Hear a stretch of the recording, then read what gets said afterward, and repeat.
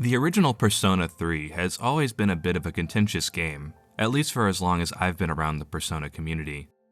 Despite often being praised for having the best story out of the three modern Persona games, the original PS2 release is often criticized for its unconventional battle system. For years, people who wanted to experience Persona 3 were forced to choose between two different options. On one hand, you have the original version of the game that has presentation closer to what they'd come to expect of a modern Persona, at the cost of a more obtuse and unorthodox combat system. On the other, you can play the PSP version of the game with a more familiar combat system, at the cost of weaker presentation, among other smaller gameplay changes. Both versions had significant strengths and weaknesses, neither one really offering the definitive Persona 3 experience, if you will. For as long as I've been following the series, there had always been chatter about what a potential Persona 3 remake would look like. What if there was a version of Persona 3 that had the best parts of both existing versions? You could have the presentation of the original game, with the dual protagonist and combat portable. This would make Persona 3 far easier to recommend to newer fans of the series. There would be just one version of the game that encapsulated the best Persona 3 experience. For the longest time, that seemed like a pipe dream. That is, until June of 2023 during an Xbox Game Showcase, when it finally happened. The Persona 3 remake was finally real, but in the process, its release killed Persona 3 as we knew it. At first glance, Persona 3 Reload seemed like a dream come true. It was to be a from-the-ground-up remake, taking exactly what Atlus learned from Persona 5 and using it to update Persona 3 to modern standards, exactly what fans had been asking for years. However, it quickly became obvious that the Persona 3 remake we were getting wouldn't exactly be the one that most people dreamed up in their head. Shortly after the announcement, they came out and said that most of the portable content, namely the female protagonist, wouldn't be included. An unfortunate outcome, but with their inclusion, they'd basically have to make the game twice over for content only a percentage of the player base would actually experience. So if they felt the investment wasn't worth it, then whatever. As long as the rest of the game was solid, I and most other people could look past it. The trailers made it clear that the game would be taking a lot from Persona 5, in terms of both presentation and mechanics, with a few newer things sprinkled in on top, such as link episodes for certain party members that didn't have social links in the original game, and some new combat and dungeon crawling mechanics. On paper, the game seemed like almost everything fans would have wanted out of a Persona 3 remake. Yeah, the lack of portable content and the at the time exclusion of the answer epilogue was pretty disappointing, but a faithful remake of the original game still had a lot of potential, and for a lot of people was a dream come true. Thankfully, we didn't have to wait long to see what the game was all about, as less than a year after its initial reveal, Persona 3 Reload was released in early February 2024. The game got an extremely positive reception, with both critics and fans calling it an almost straight improvement over the original PS2 game, some going as far as to tout Reload as one of the best remakes ever made. Now I'm a Persona 5 baby. It's the game that got me into the series and is still one of my favorite games ever made. A remake of Persona 3 that's more in line with the modern entries is something I'd wanted for a while. So this new version of the game with some extra bells and whistles that takes after P5 both combat and presentation wise should have been right up my alley. For a little extra context, the original Persona 3 is a game that I hated when I originally played it back in 2019. Coming fresh off the heels of Personas 4 and 5, I started with the PSP port, since I wasn't too huge on the idea of the original's computer party system, but quickly switched to the FES version of the game after finishing the tutorial, since its presentation was closer to what I was used to. My experience mirrored that of a lot of fans who got into the series via Persona 5. I found Persona 3's combat to be frustrating and borderline unfair. Party members never did what I wanted them to, and each trip into Tartarus felt more like a test of my patience than compelling gameplay. I slogged through the game because I adored the characters and story, but finally conquering Nyx left more of a sour taste in my mouth than a sense of accomplishment, one that made me never want to touch Persona 3 in its original form again.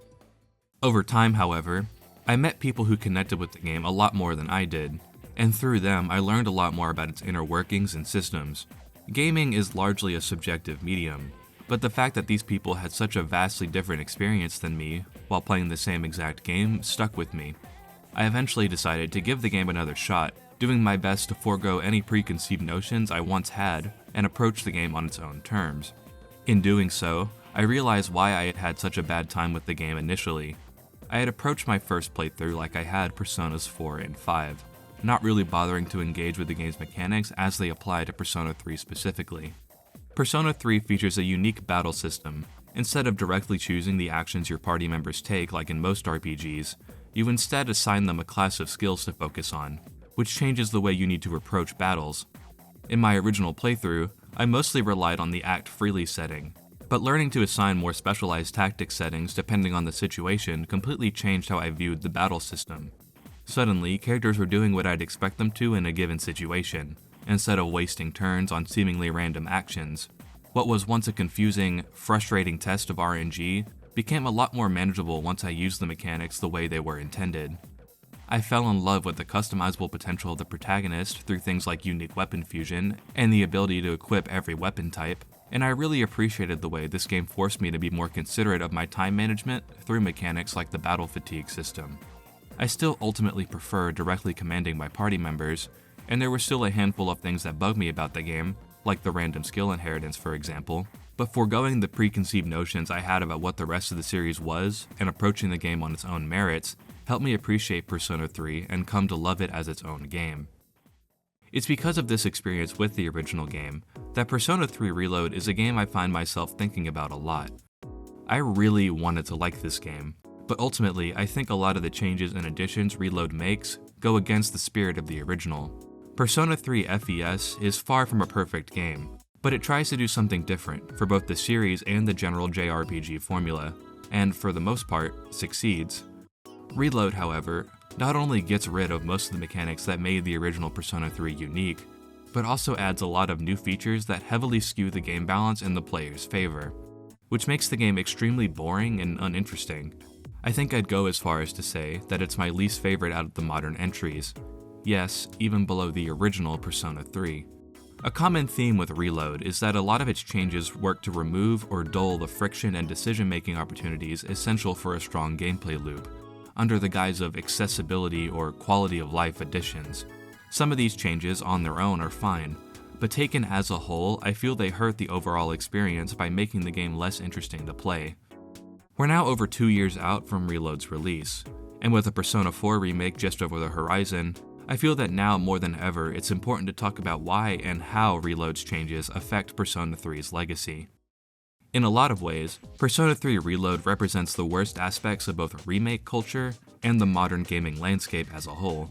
A lot of changes made in remakes like this are done for modernization, and I think it's interesting discussing why these changes are made and how they affect the overall product, even if they may seem appealing on paper.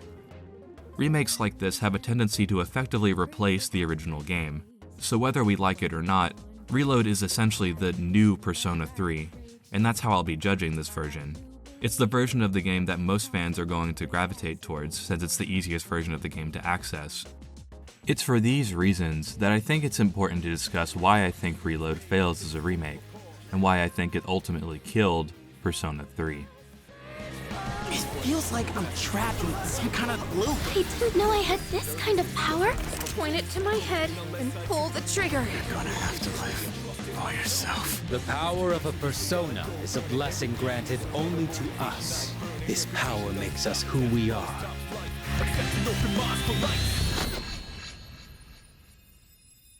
Go on.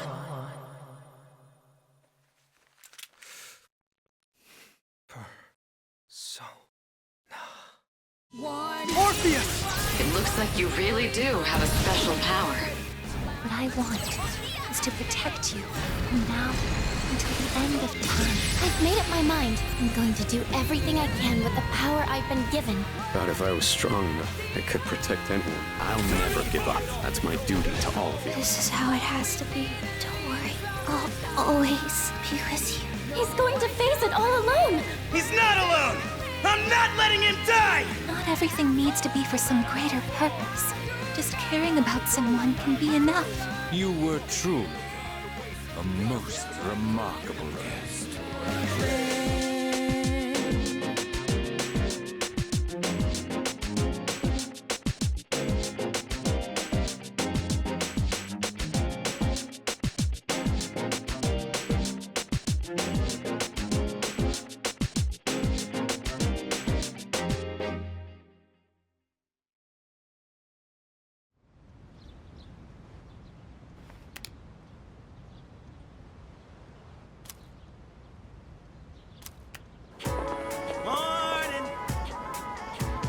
already dark?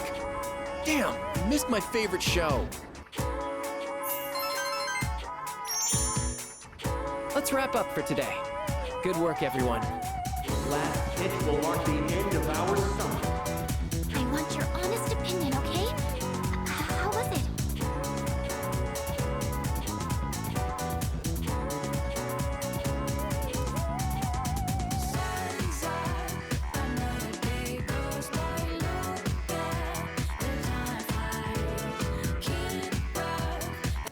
Going into Persona 3 Reload, I wasn't sure what they were going to do in regards to the social sim side of the game. The original Persona 3 was the one to start the whole calendar structure the rest of the modern games would follow, and despite being their first attempt, I'd say it still holds up pretty well. You're able to do 2 activities on most days, one during the day and one at night, and the options available to you change depending on the time of day. You can hang out with friends, see a movie, play at the arcade, study alone in your room, or go dungeon crawling in Tartarus. Each activity offers some benefit for the player, whether that's progressing through a social link, raising a social stat, or giving you money and items. The calendar system hasn't changed all that much from its original incarnation. Personas 4 and 5 would start to introduce benefits other than fusion experience to the social links. Persona 4 added unique benefits for party members' social links, like allowing them to take a mortal blow for you in battle, or getting unique skills for their persona you wouldn't get otherwise. In Persona 5's case, each confidant gives you different buffs and passives for both the social life and dungeon crawling sides of the game. Reload makes a lot of small changes to Persona 3's social side, and there are a lot of genuine improvements over the original. You're now able to work a part-time job to earn some extra cash, which wasn't a thing in Persona 3 until Portable. There's also a handful of new social stat raising activities. In the strip mall, you can eat at various restaurants that focus on a specific stat, and if you become a regular, you can order from the special menu on specific days, granting you even more points. I appreciate that Reload was able to maintain a lot of Persona 3's relative simplicity instead of trying to backport stuff introduced in later games. The game also adds a new rewind feature. Basically, the game keeps track of your activities and allows you to rewind a certain number of days should you feel you missed something. I'm a little conflicted on this mechanic. On one hand, it's extremely useful and means I don't have to constantly cycle save slots just in case I mess up. But on the other hand, I can't help but feel that it makes it a little too easy to optimize a playthrough. A big mechanical theme of the modern Persona games is time management. You're pushed to really think about how you use the time given to you, whether that be for things that explicitly progress your character like social links or stat building, or through spending time with characters in one-off events that don't explicitly help you, but are fun character moments regardless. I think the rewind mechanic has the potential to hurt that aspect of the games, if I can just roll back the clock essentially whenever I want to if I second guess myself. This has the biggest impact on the social links, since it's now easier than ever to effectively reset if you don't pick the best choices the first go around. I feel that it gives the player less of a reason to truly learn each character to decide what responses they'd like the most if you can just retry that link at the press of a button.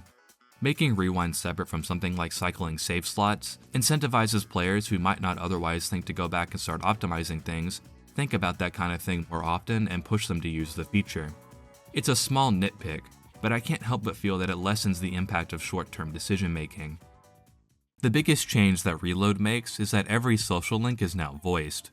In the original game, none of the social link characters had voices, period, and none of the party member social links were voiced either.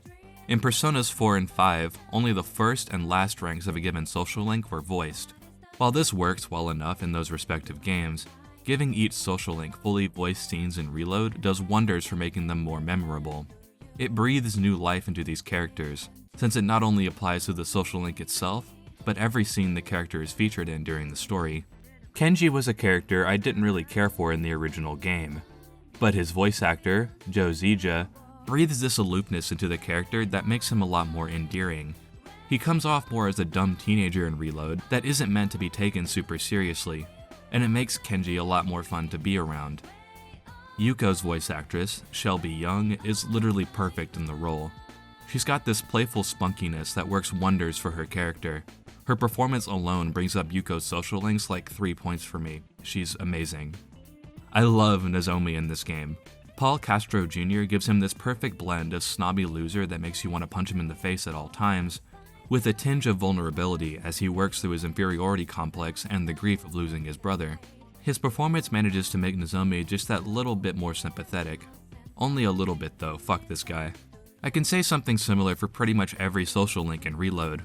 Mark Witten's performance as Kazushi is really good at portraying his no-nonsense naivete and rock-solid determination. Lucien Dodge's Arcanari nails a terminally ill patient struggling to get out of bed every morning. And Grace Liu's Maiko is the embodiment of childlike innocence that makes her struggle with her parents' divorce all that more heart-wrenching. Every voice actor and actress does a great job of breathing life into their characters, which in my opinion makes it easier to get sucked into each character's story, both in and outside their links, and it makes them leave much more of an impact than the original.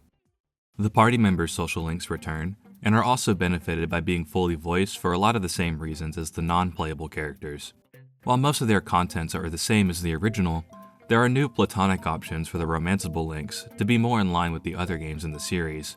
With these new platonic routes comes a simplified reversal system.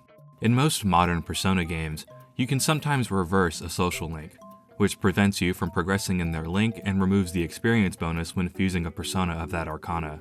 How you reverse the link depends on the game, but it's the easiest to do in 3. You can reverse a social link by picking specific wrong options during their link, ignoring them for extended periods of time, consistently canceling hangout plans with them, or, in the case of the romanceable links, talking to multiple romantic partners at once. To fix a reversal, you have to spend a couple days apologizing to the person in question, after which things will return to normal. But if you continue to pick the wrong options while you're apologizing, the link can then break, preventing you from fusing personas of that arcana at all. The original game was made under the impression that a max social link run was impossible, so a system like this that wants you to be more intimate with your social links makes sense. You were intended to focus on characters you like the most, or for more fusion experience for a specific persona arcana, I guess. Players still found a way to complete a max social run anyway. So starting with FES, the rest of the newer games were made with the max social link run in mind, and with that, mechanics like reversals were toned down if not removed completely in future releases. One of the bigger complaints I see in regards to social links in these games is that there's little to no stakes with them, so I think it would be cool if they had tried something like this again. It makes sense that people would get peeved with you if you ignore them for long periods of time. It adds to the socializing aspect this side of the game is built around. This would be particularly effective with the potential revamp of the jealousy system, for if you decided to romance multiple partners. The harem route has kind of become a big meme by this point, but I think it would be kind of cool if they made you work for it a little more with something like a jealousy mechanic. It would make you put more thought into who you talk to and when, if you decide to go with the harem route. A pseudo-challenge run, if you will. Making it optional would keep everyone getting in the way of people who are just trying to play the game normally, but offer a little additional challenge for people who want to be douchebags. Just like in real life. As it stands though, I am glad they at least decided to add platonic endings for the romanceable social links. It's a small thing, but I like that I don't have to cheat on half the cast to go for a max social link run, especially since the fusion experience tied to each link is super important. Reload also adds a new series of link episodes. They're basically a series of mini social links for characters that didn't get one in the original game, so pretty much just male party members and Ryoji. I'm pretty conflicted on these link episodes. I really like them in concept. They offer an opportunity to delve deeper into these characters that didn't get links in the main game, and the way they're structured helps tie them directly to the story more than a traditional social link. Each character has a different number of events that are only available at specific times, and the only requirement to move on to the next one is to see the one before it, at least in most cases. Because of this, each link is able to take place at specific parts of the story, and as such expand on certain plot points or details and events as they're relevant. My favorite example of this is probably Ken's linked episodes. His first event has you take him out to dinner to try to get to know him a little better. At first it looks like he had a good time, but as you're leaving, we watch him stop himself from accepting that he enjoyed the meal and the conversation. There's another conversation he has with a classmate on the way home, where he's asked to join a soccer tournament the following month, but he declines because he isn't sure he'll be available. In a first playthrough, you might just assume he's trying to keep himself available for Tartarus excursions, but if you know what happens in the story, it takes on a different meaning. This event happens a month before Ken confronts Shinjiro about his mom's death, and as we know, Ken wasn't planning on coming back from that confrontation. I think it's interesting seeing Ken struggle against his own desires. Ken has convinced himself that he isn't allowed to be happy, that he can't make promises for the future, that taking Shinjiro's and his own life is something that he needs to do. He has to fight against the things that he values in life, like a good meal with a friend or the hobbies he enjoys like soccer or watching cartoons, in order to steel his resolve. It's a nice little window into Ken's conflicting feelings on the value of his own life, and acts as subtle foreshadowing to what will happen later in the plot. It kinda sucks that his second linked episode is a week later and has him asking you to watch over his pet hamster in the event that something happens to him. Man, I wonder what that could be. But regardless, I really like this first event. I think it's a great example of the potential these linked episodes have, to enhance the story being told while fleshing out the character. There are other flashes of stuff like this happening. Most of Shinjiro's linked episode is pretty good since it delves more into his relationship with both Akihiko and Mitsuru. We get to learn more about what C's was like when it was just the three of them. And it does a good job of showing that while their relationship might be strained, the third-year trio still care about each other. I really like Koromaru's link, since it shows the effect he has on the neighborhood as its protector, something that's not really shown to us in the original game. It's cute seeing him interact with the elderly man, how he feels bad about leaving his original owner that took him in after the priest's death, and how he sticks up for the weaker residents of Iwatodai. The ending where you promise to become Koromaru's owner after graduation broke me. Fuck you, Atlas, this game was already sad enough as it is. I think it's neat that we get to learn more about Akihiko's sister Miki and how their relationship affects him in the present. It further contextualizes his obsession with strength and makes his eventual confrontation with that mindset slightly more impactful. It's a small moment, but I really like how Junpei goes out of his way to apologize to Makoto after he blows up at him in December. It shows how he's matured over the course of the game, since he isn't afraid to immediately own up to his mistakes. All of this stuff is pretty good, and adds a bit to the characters and story, but I feel that it's undermined by the tendency of these linked episodes to stop what they're doing and break down each character's arc every chance they get. When analyzing the quality of these linked episodes, I think it's important to remember that they're an addition to an already existing story, a story that was already written without these extra link episodes in mind. That might sound like a silly thing to point out, like, yeah, of course, that's how stories are written, but I think it's important to keep in mind because their status as additional content affects how these linked episodes are viewed and interpreted by the audience. The story is already written in a way where certain details, plot points, and character arcs are introduced at specific times to accurately portray the story they want to tell. When adding to that, you have to consider what's already there and what you're building up to. So when judging the quality of these link episodes, we need to ask ourselves, what do these events add to Persona 3's story? Lean too heavily into foreshadowing an upcoming event, and you run the risk of ruining the surprise of the plot twist. Or, the bigger issue in Reload's case, spend too much time regurgitating a character's arc, and their growth starts to feel redundant. The game has a really bad habit of using these linked episodes to essentially stop what they're doing to explain what the character is going through at that time. They do it with Akihiko multiple times in his link as he works through Shinji's death and what it means to have strength. Junpei constantly exposits to the player how he feels that his life has no meaning, and about his relationship with Chidori both before and after her death. Ken explains multiple times that he's found new reasons to live after the death of both his mother and the events in October. Even Shinjiro isn't safe from this, as he outright tells the player that he's going to die from the persona suppressants he was taking at the end of his link, something the original game only hinted at until it became relevant. I don't necessarily have a problem with them reiterating character arcs like this. The original game also does this a few times during the main plot, and most traditional social links do the same thing during their Rank 10 events. But I think the big difference is that these on-the-nose additions exist on top of the scenes that already portray the growth these scenes are telling me about. I shouldn't need Akihiko to tell me how he's coming to terms with Shinji's death and his struggle with living up to both his and his sister's expectations of him, because the game already showed me these things in Shinjiro's funeral and through Akihiko's actions through the later half of the game. I don't need the game to tell me that Junpei is struggling with this sense of self-worth and finding a meaning to his life, because the game has already shown him grappling with that multiple times. I don't need Ken telling me he's found new reasons for living through interacting with the people around him, because the game has already shown me that through his interactions with the rest of the cast after October 4th. I don't need Shinjiro to tell me he was going to die from the medicine he was taking, because the game already tells me that during his confrontation with Takaya. That reveal happening for the player at the same time it does Ken is supposed to add to the tragedy of that scene. It puts the player in Ken's shoes as he struggles to make sense of everything getting dropped on him at once. But nope, let's just tell the player early and completely get rid of that aspect of the scene, I guess. Something I really appreciate about the original game is that characters are allowed to grow on their own without the presence of the main character. In Personas 4 and 5, most of the character growth is done in the presence of either the player character or the entire party. This is by no means a bad thing. It works for those games and the stories they're trying to tell, but sometimes it results in making the world feel like it entirely revolves around the player. The original Persona 3, meanwhile, goes out of its way to make your party members feel like they have their own agency. Just about every scene where a character is struggling with something or moving their arc forward is done on their own, without the presence of the main character.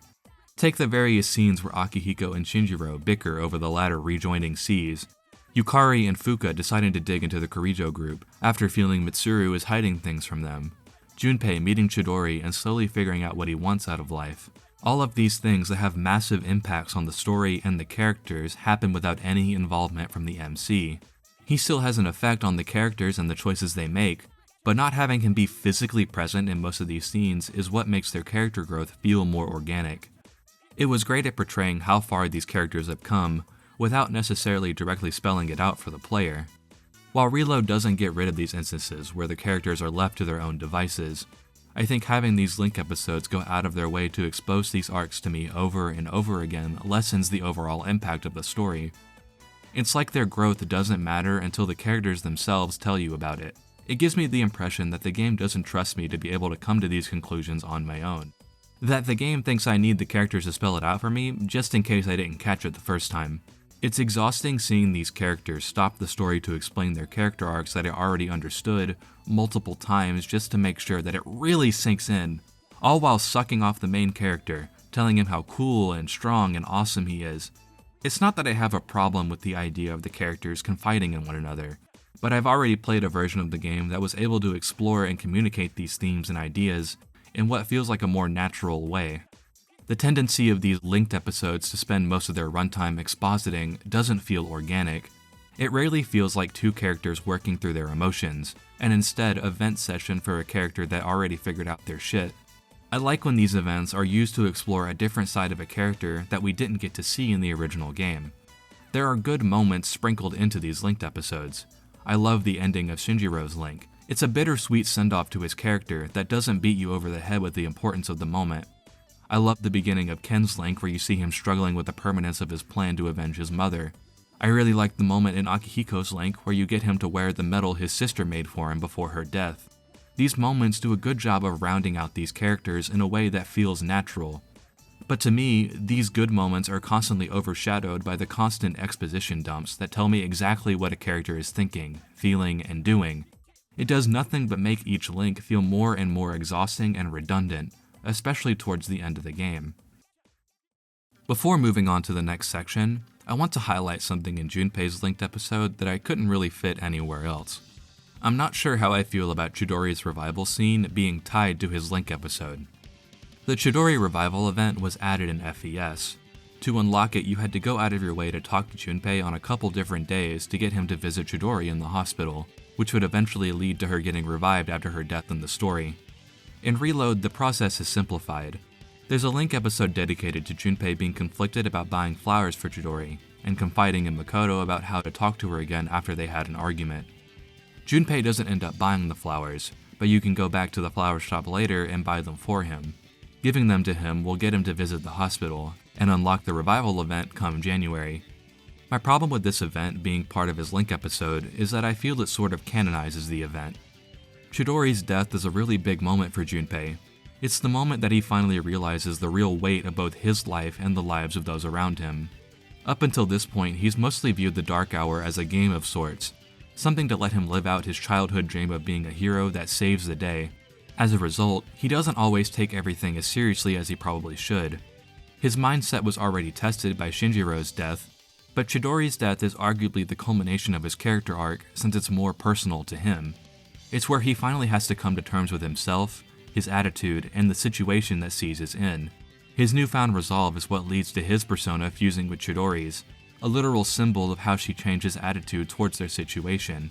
Her death becomes the main driving force for him during the latter half of the game, and even in the answer when shit hits the fan. Her death is what allows him to sympathize with both sides of the party's conflict. For a lot of people, myself included, having her come back to life diminishes a lot of the impact of her initial death, both thematically and narratively. Especially in a game that's centered around the permanence of death and how it affects people, having the ability to essentially undo a major character death rings hollow.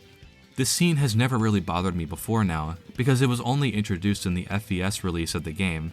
There's no signposting for it anywhere in the game itself. You just kinda have to know to talk to Junpei on specific days to unlock it. In that sense, it's pretty easy to write off as a bonus fanservice scene that has no bearing on the actual plot. Kinda like how you can save Shinjiro in Portable by completing his social link in the FemC route. As cute as it is, I don't think most people want it to be canon since it weakens Akiko's character arc. People like to point to a scene in Persona 4 Arena Ultimax where Junpei dedicates a baseball victory to her as evidence that Chidori is alive, but I never really interpreted that scene that way. That scene in context is a dream sequence, so I don't think it's out of the question to assume that it was an idealized fantasy where he has everything he's ever wanted: the fame, the fortune, and the girl. That's why I'm not really a fan of how they approached it in Reload. While yes, the event is still technically optional, the game goes a lot further than FES when it comes to signposting the event's existence. The game is not subtle about the fact that buying the flowers for Junpei is an option. The entire Link episode is pretty much centered around it, and there's even a little pop-up at the end pointing out how he didn't buy the flowers. If this was the only case of something like that happening in the game, I could maybe buy that it was intended as an optional event. But something similar also happens in Shinjiro's Link episode. There, you have to go out of your way to return his school resignation letter to progress, with the same kind of pop-up and everything, so the player is already conditioned to look out for this kind of thing. I don't think it's out of the question to assume that Link episodes are canon in the same way social links are. Even if they're optional in the sense that you don't have to do them to complete the game, I don't think it's a stretch to say most of them still happen in the universe. It's implied the events of most, if not all social links still happen if future games are anything to go by. So if every other event is fair game even when you technically have to go out of your way to complete some of them, why shouldn't the same thing be true for Chidori's revival? The revival event is fine as a little fan service thing. Dare I say it's actually really sweet in the vacuum. But I don't like the idea of it being canon since it makes Junpei's arc and their themes surrounding the game a little less poignant. What's the point of portraying how someone's death affects someone if you're just gonna revert it last minute? And don't give me this BS about, well, she doesn't remember anything after getting her persona, so it's like she's a different person. Like, come on, dude. If I thought my girlfriend died, but it turned out she was actually just in a coma and lost her memories, I'm not gonna lose too much sleep over the memories, cause at least she's not fucking dead. Most YouTube uploads of Junpei's linked episodes contain the Chidori event with the rest of his links, so I don't think I'm alone in thinking that it's part of his link episodes. And since it's his last event, you could argue it's intended to be the culmination of his entire link, which doesn't sit right with me. It dulls a lot of the impact the game's themes are intended to have. Speaking of Reload's tendency to dull thematic intentions,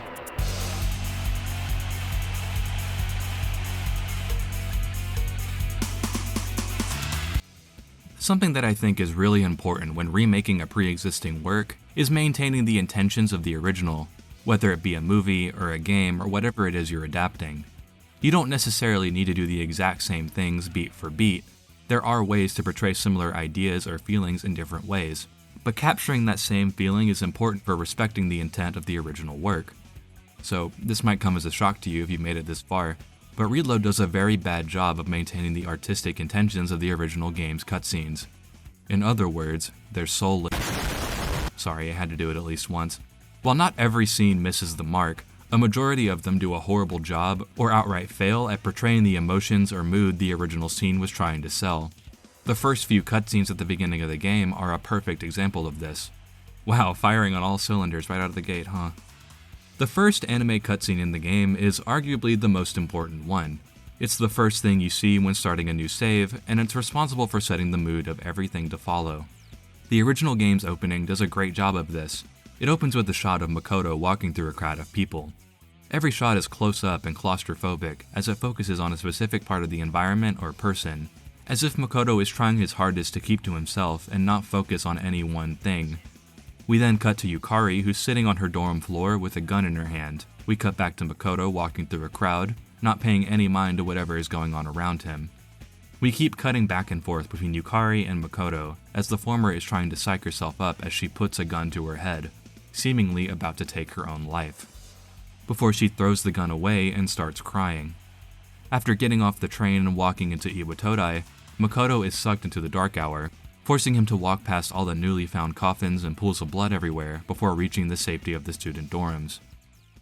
Something I love about this scene is the way that it uses sound.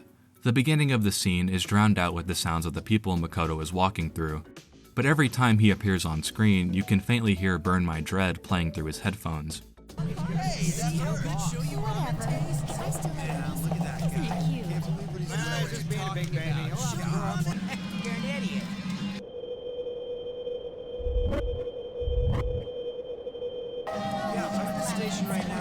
When we first cut to Yukari, the only thing we can hear is the sound of running water, as if she's trying to use its sound to drown out her own thoughts.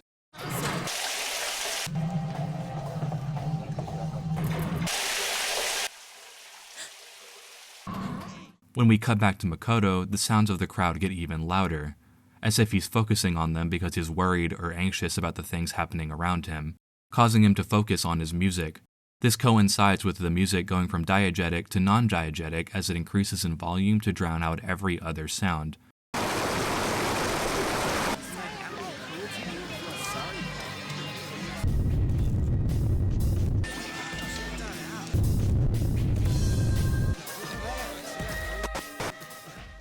When we cut back to Yukari, the sound of the running water is layered on top of the music, further implying that she's using it as an escape for whatever is pushing her to the brink of what seems like an attempt on her own life. When the camera focuses on Yukari's attempt to pull the trigger, the running water is replaced with struggling cries, only for them to slowly fade out after she throws the gun away, and the camera slowly pans out to leave her alone with her emotions. The sound of Burn My Dread and the running water in Yukari's dorm room are used to imply that both characters are running away from or trying to distract themselves from something. For Yukari, it's pretty obvious that she's trying to find the resolve to put a gun to her head. Even though we later find out it's not a real gun, it still represents that she's struggling to find the resolve to put her life on the line to fight against shadows, the resolve to summon her persona.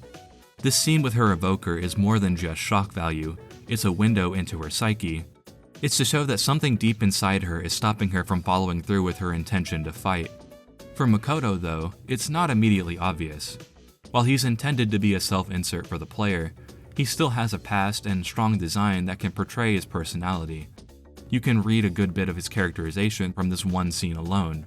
It's clear that he isn't much of a people person. He seems uncomfortable walking through a crowded street, using music to distract himself from the noise of the real world and constantly shifting his focus to random things around him. Which is why I think it's brilliant that Burn My Dread continues to play until Makoto gets off the train and is pulled into the dark hour for the first time, where everything then goes quiet. Suddenly, his safety net is taken away from him. He has no choice but to stop and take in the horrifying scenery that's appeared around him.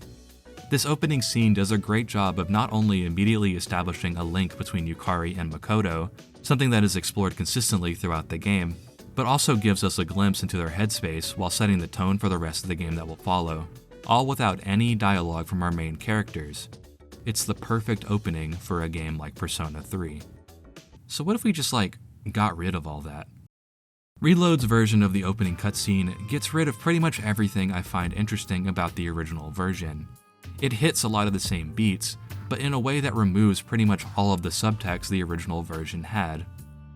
Makoto still walks through a crowd of people, Yukari still tries to off herself, but the way the scene is framed and edited makes it lose all of its nuance.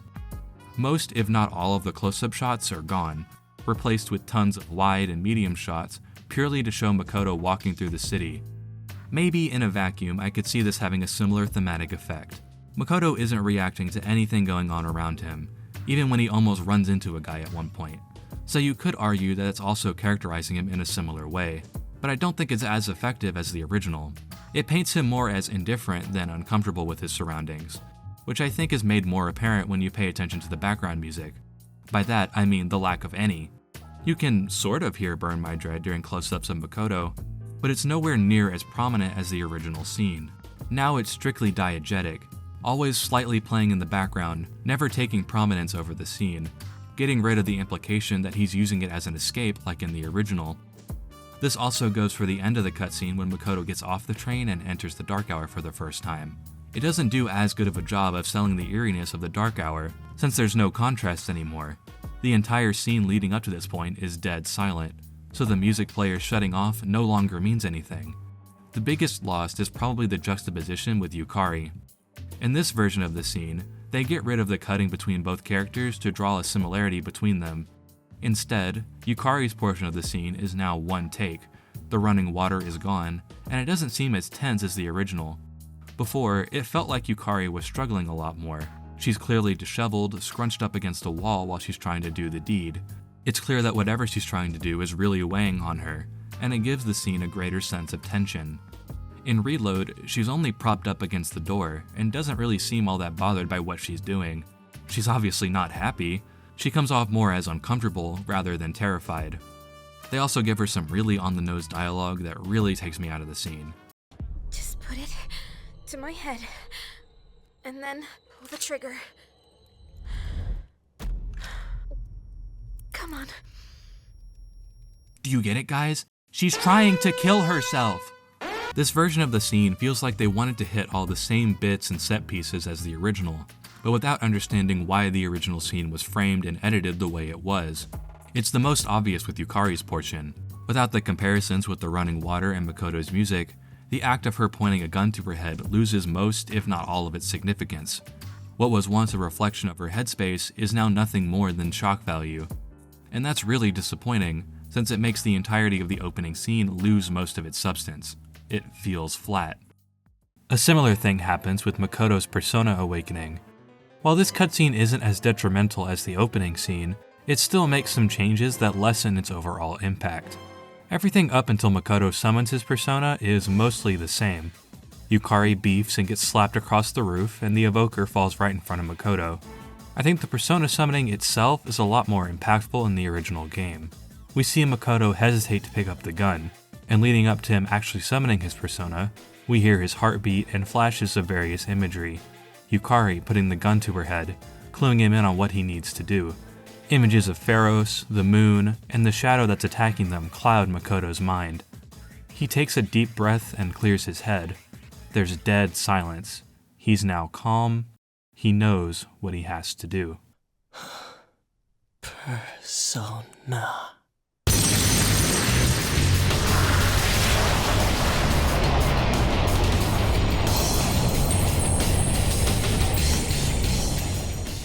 In Reload, he kinda just picks up the gun and knows to put it to his head. He doesn't think it through or anything. Pharos just says, Go on. and he's like, okay, sure. You know, my therapist says not to listen to the voices in my head, but clearly it's working out for him here, so maybe she's full of shit. I don't think it's helped that it's capped off with Reload's remix of Unavoidable Battle, which doesn't have quite the punch as the original does. Speaking of punch, Thanatos is fucking lame in the Reload version. Thanatos breaking out of Orpheus doesn't feel as visceral. In the original, Orpheus contorts violently as Thanatos reaches out from inside to break himself free, and upon doing so we see chunks of Orpheus fly across the screen alongside his blood. In Reload, Orpheus just kinda pops? And I don't really have a nice way to say it, but it just looks like shit. It feels really cheap, and his attacks on the giant shadow don't really have the same weight as the original, which is important since this scene is partially intended to be unnerving. For all we, and the characters, know, Makoto's persona just went berserk and is out of control. It's clearly strong if it can take out that massive shadow on its own, so it feeling so flimsy in Reload makes the whole scene lose a lot of its impact. While not as egregious as the opening cutscene, Makoto's persona awakening still makes changes that I would argue undermine the intent and impact of the original scene. While some of that stems from weaker production value, others, like the removal of the hesitation before Makoto summons his persona, in my opinion, weakens the scene. I'm not going to waste time breaking down every single scene in the game. This section is already pretty long, and I'd like to release this video at some point. So real quick, I'll just highlight a couple more examples that rub me the wrong way. The cutscene with the party on the boat going to the Yakushima trip has the completely wrong mood. This trip happens right after the reveal that the Kirijo group is responsible for creating the Dark Hour, so naturally the mood is pretty tense since the party isn't exactly on the best terms at the moment. The original portrays this by having everyone be downtrodden on the boat, showing how they're all still coming to terms with the recent revelation. Reload ruins this by making everyone on the boat excited and happy for the trip. The tense mood is almost entirely removed, which I think sort of lessens the impact of Yukari's outburst later in the trip. The scene after the party beats Nyx is also really cheesy. In the original game, the scene is pretty tense and eerie as Ryoji calls Nyx to begin the eradication of humanity. In Reload, though, they add a bunch of dialogue explaining exactly what's happening on screen. It's the moon. It kind of looks like Ryoji-kun's getting pulled into it. No, wait. It's the moon that's being pulled down to us! You're kidding me. Are you saying that Nyx is the moon itself? It's coming. Soon it will descend upon us, crashing into the earth.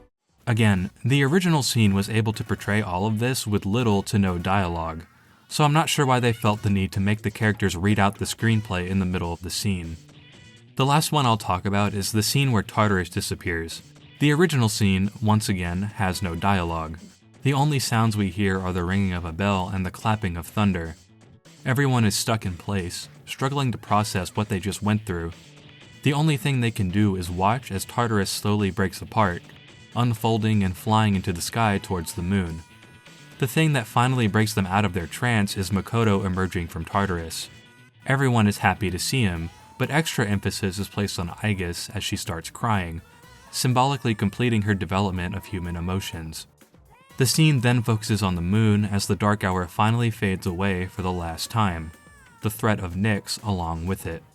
It's a beautiful scene that's able to convey so much emotion in a little over a minute, without a word shared between our main characters. Reload's version of the scene is far less interesting by comparison. Not only is a lot of the imagery from the original scene gone, but the scene is filled with more corny dialogue spelling out the entire scene. It's finally happening. Everything's going back to normal. Yeah, sweetheart, I can see that. I have eyes. The scene with Aigis crying is moved to this new in-engine scene where everyone huddles around Makoto, which I don't think has the same impact as the original. I'm pretty sure they thought this too, because they place extra emphasis on the fact she's crying by making her acknowledge, out loud, that she's crying. My problem with this scene is that it just straight up tells you what you're supposed to be feeling at any given moment. Do you get it, guys? The Dark Hour is finally gone for real. Do you get it, guys? Everyone is so happy that Makoto is alive. The gang's all here. Do you guys get it yet? Everyone gets their own individual moment to say how happy they are that Makoto is alive, and how they'll all be friends forever, and blah blah blah. Man, it just feels so unnecessary. The original scene was able to portray all of this in half the time without any words. I don't understand why the game keeps feeling the need to tell me exactly how to feel. As if I'm unable to interpret what's going on if Yukari doesn't tell me outright. This scene is followed by a time skip to the beginning of March, and I think I prefer the juxtaposition between the two scenes more in the original.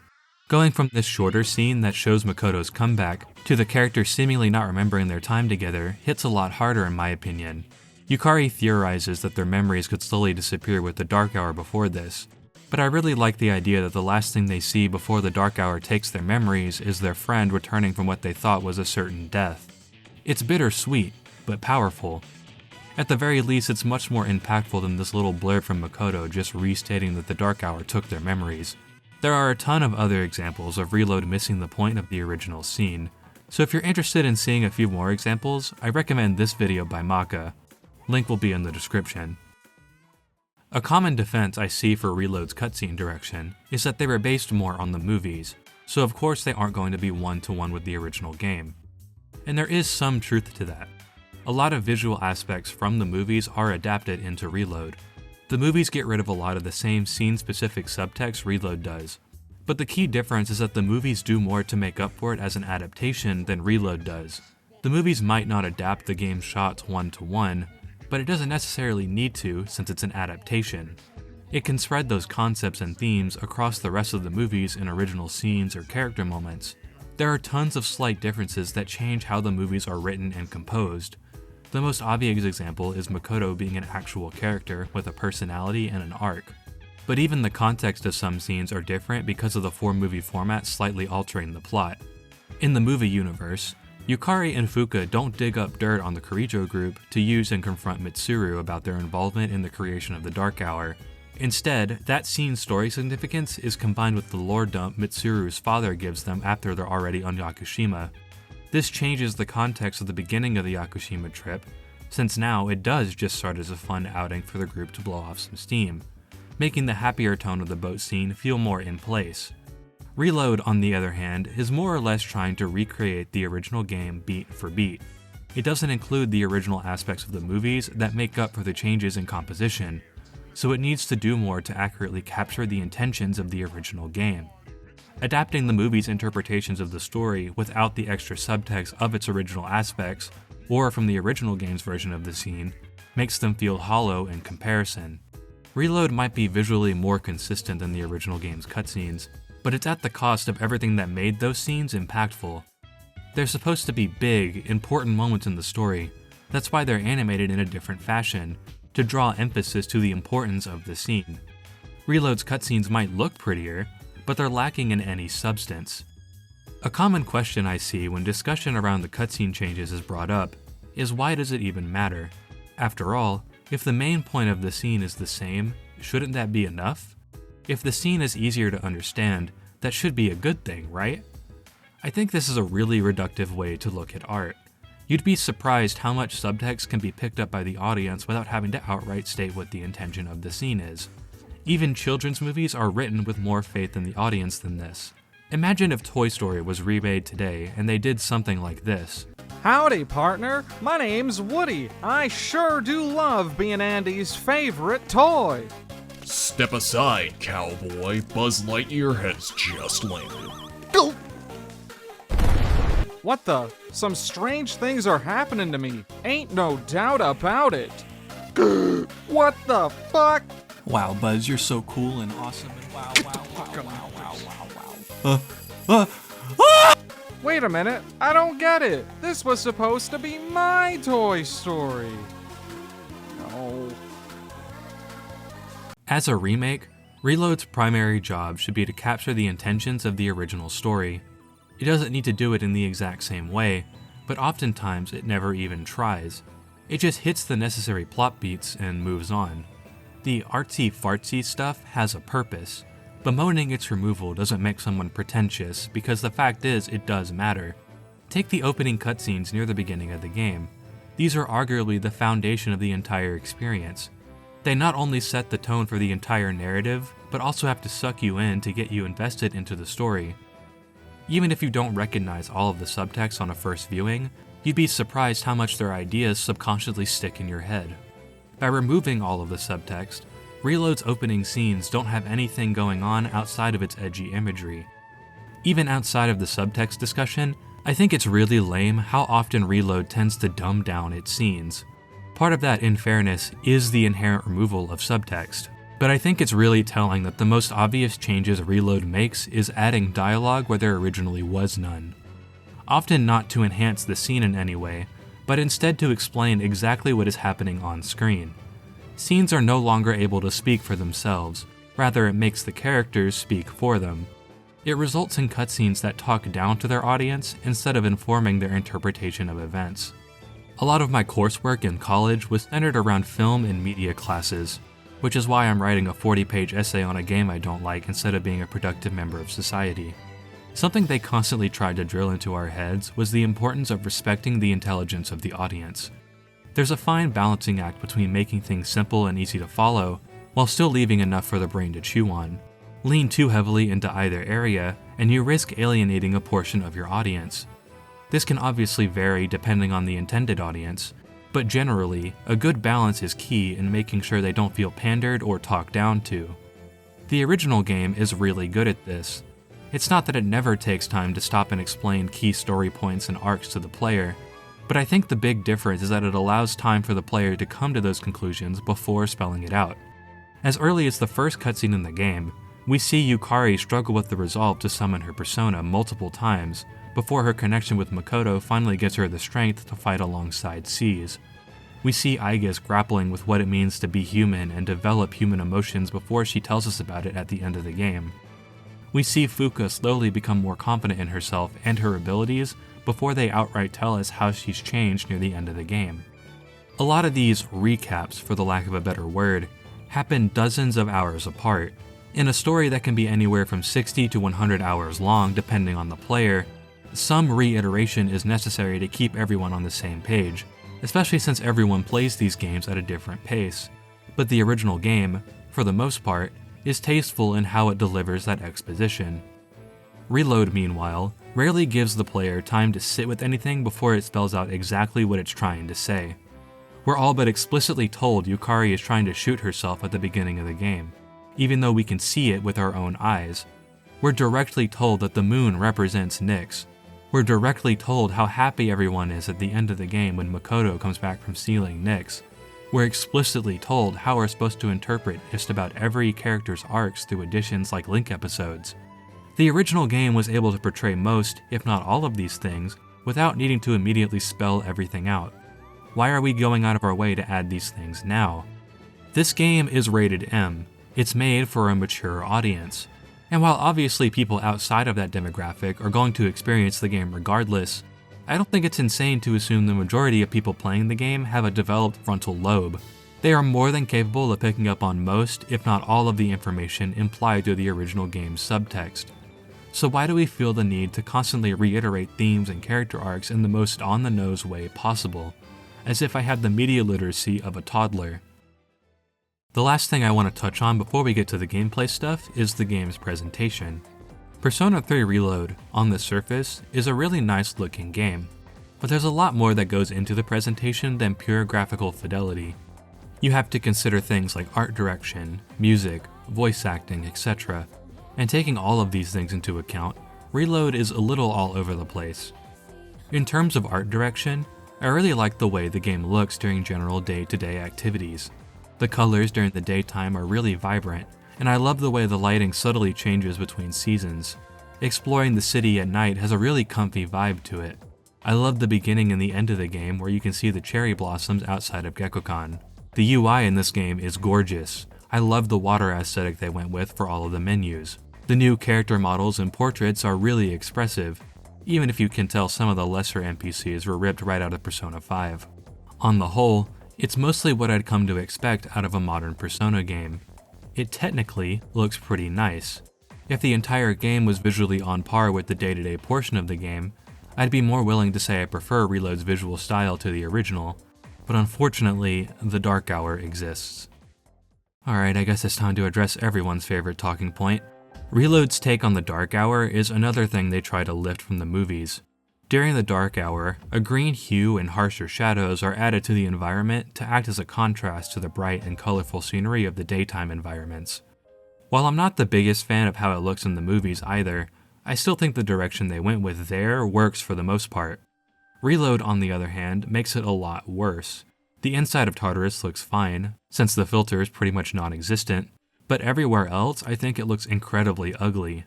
I think the big difference is the way the green hue is implemented. In the movies, they play around with the color of the backgrounds a lot.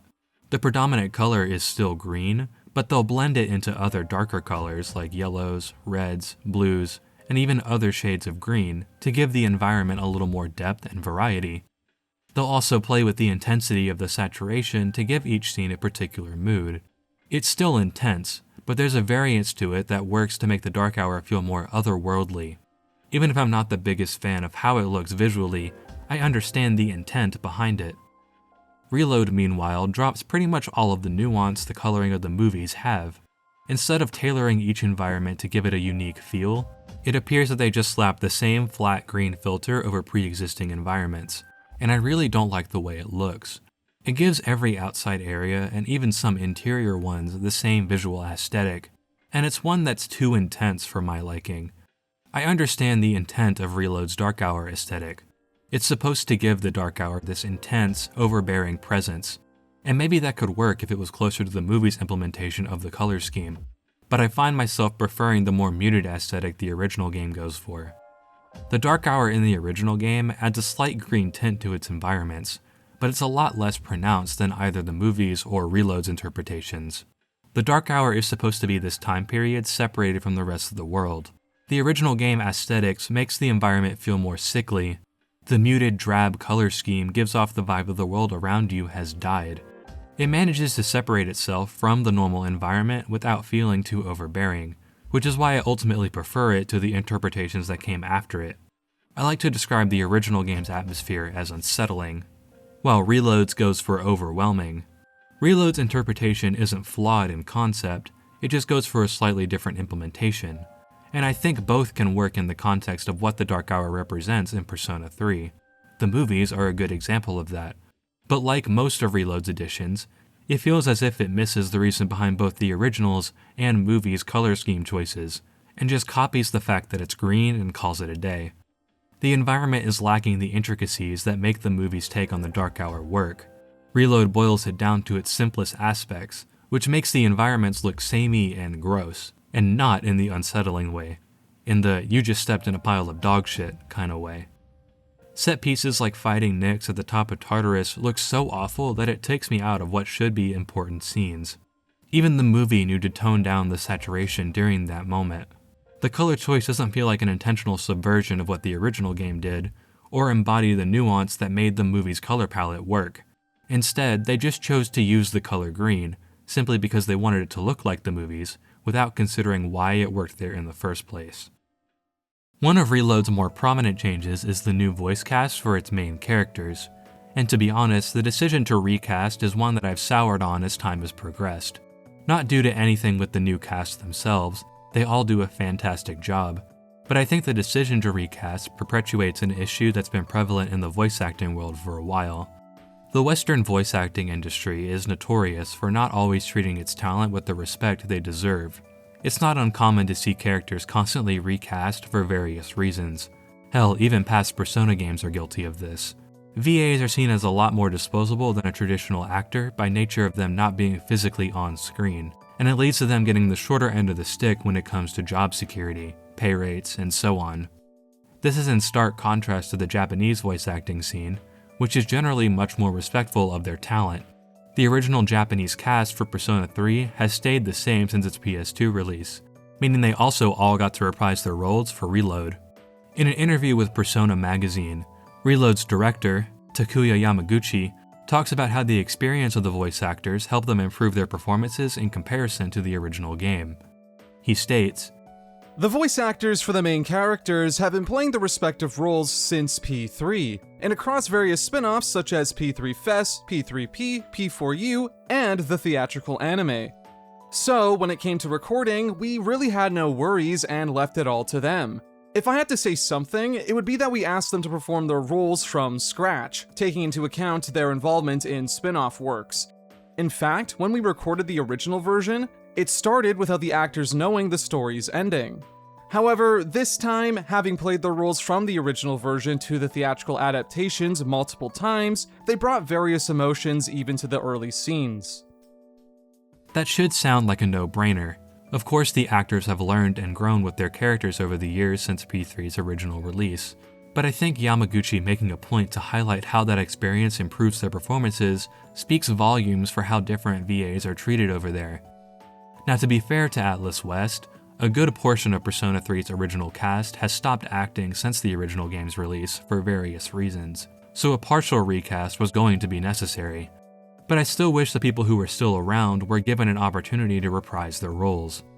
The original game's dub is still pretty decent in my opinion, but it definitely has a lot of the trappings of a mid-2000s anime dub. Some of the performances are a little stilted, and since the movies never got an English dub, it would have been really nice to see the original VAs take another crack at it with the quality standards of modern dubbing. In fact, you don't even have to look outside of Reload to see an example of how much of an improvement it could be. Tara Platt is the voice of both Mitsuru and Elizabeth in the original game, and she was brought back to reprise her role as Elizabeth in Reload. You can really tell she's improved as an actress since the original game's release. Her original performance is nowhere near bad, but comparing it to the Reload version, the two are night and day.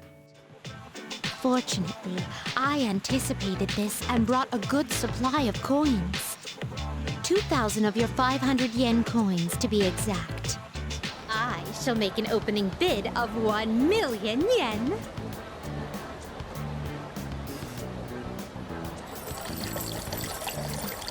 Oh!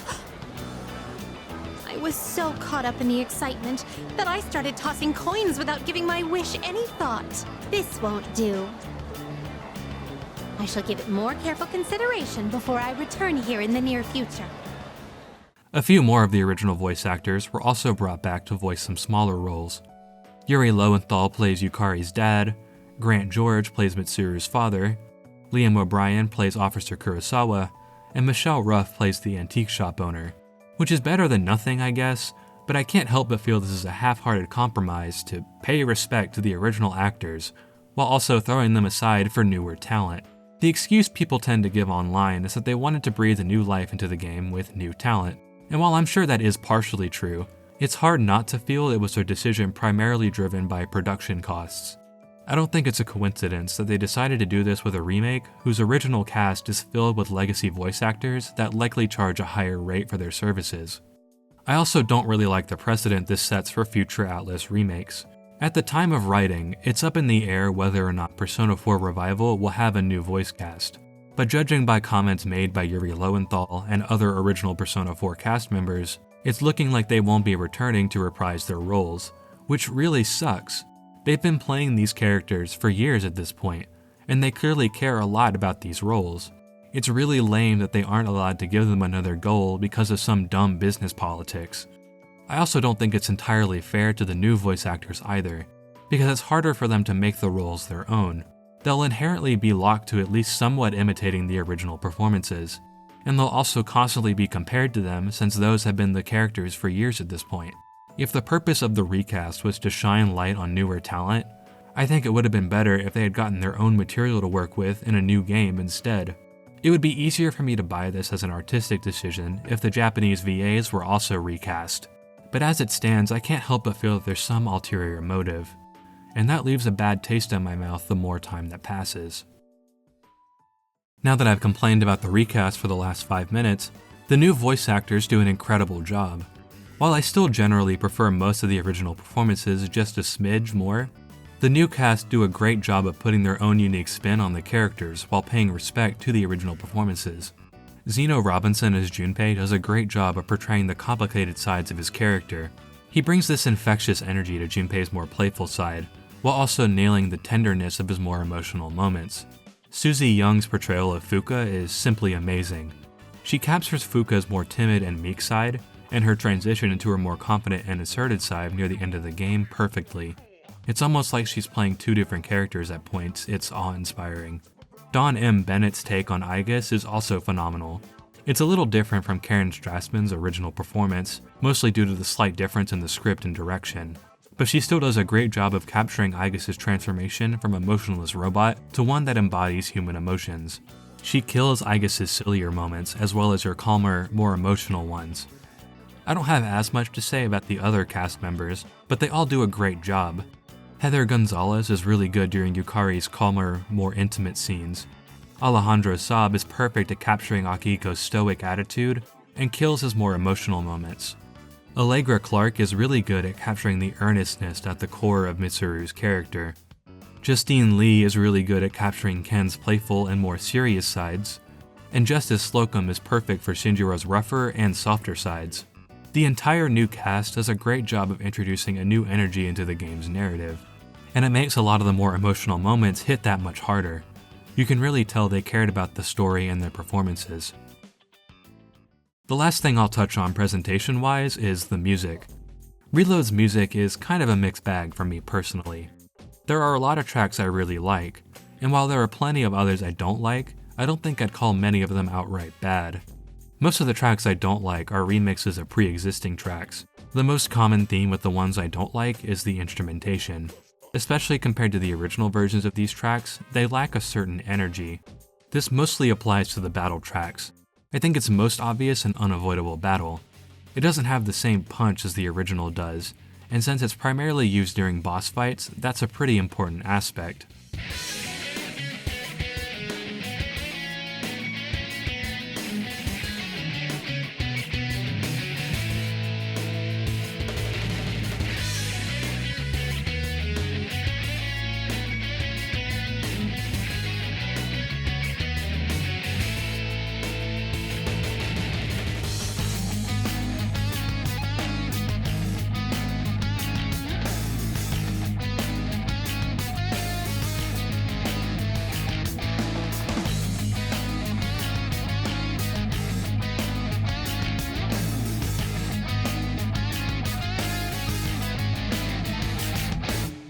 Sometimes that instrumentation change does work in the game's favor though.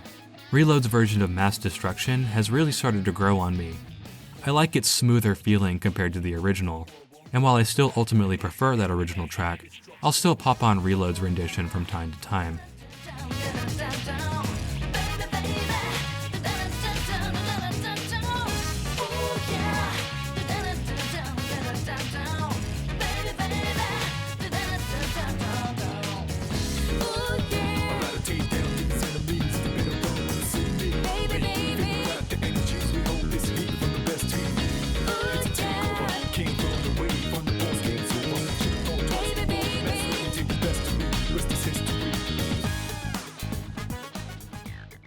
I'm not really a fan of the new Dorum theme. The original track used a licensed sound sample for its lyrics, so I understand changing it, and I like how goofy the new lyrics are. But the trumpet sample they use doesn't sound all that good, and it kinda brings down the whole thing for me.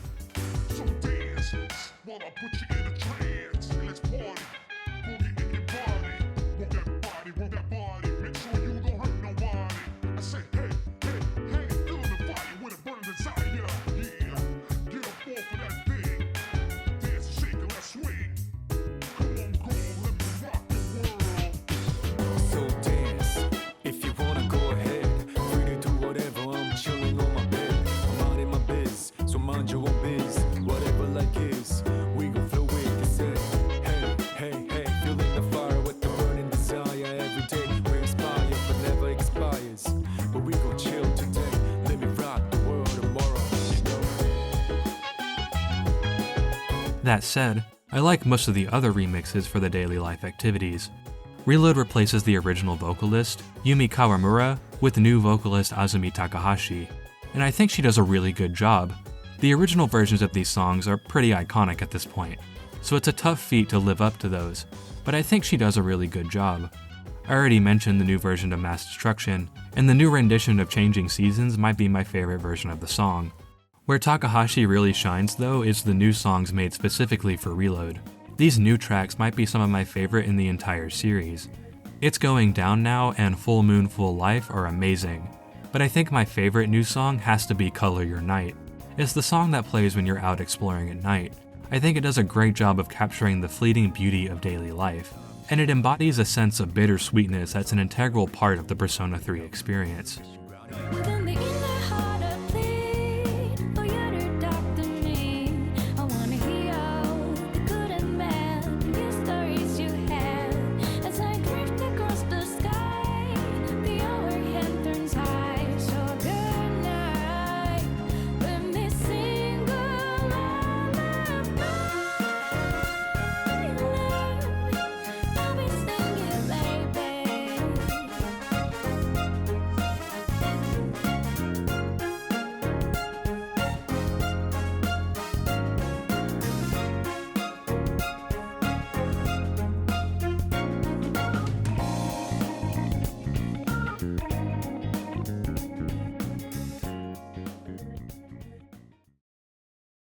Now it's finally time to tackle the gameplay side of Reload, which, believe it or not, is where a majority of my bigger gripes lie. But to do that, we have to go into Tartarus, and I'm not really comfortable going in there as I am now. Like, there's tables that throw nukes at you in there. That's scary. If only I had some kind of tacky battle armor I could wear that could protect me from the dangers of the tower. That would make me feel a lot safer going in there. Oh yeah. Let's do this.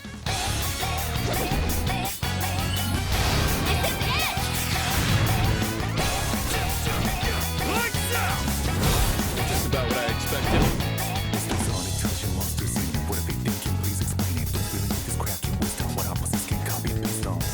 On the surface, Persona 3 Reload's gameplay is exactly what fans were asking for out of a remake of Persona 3.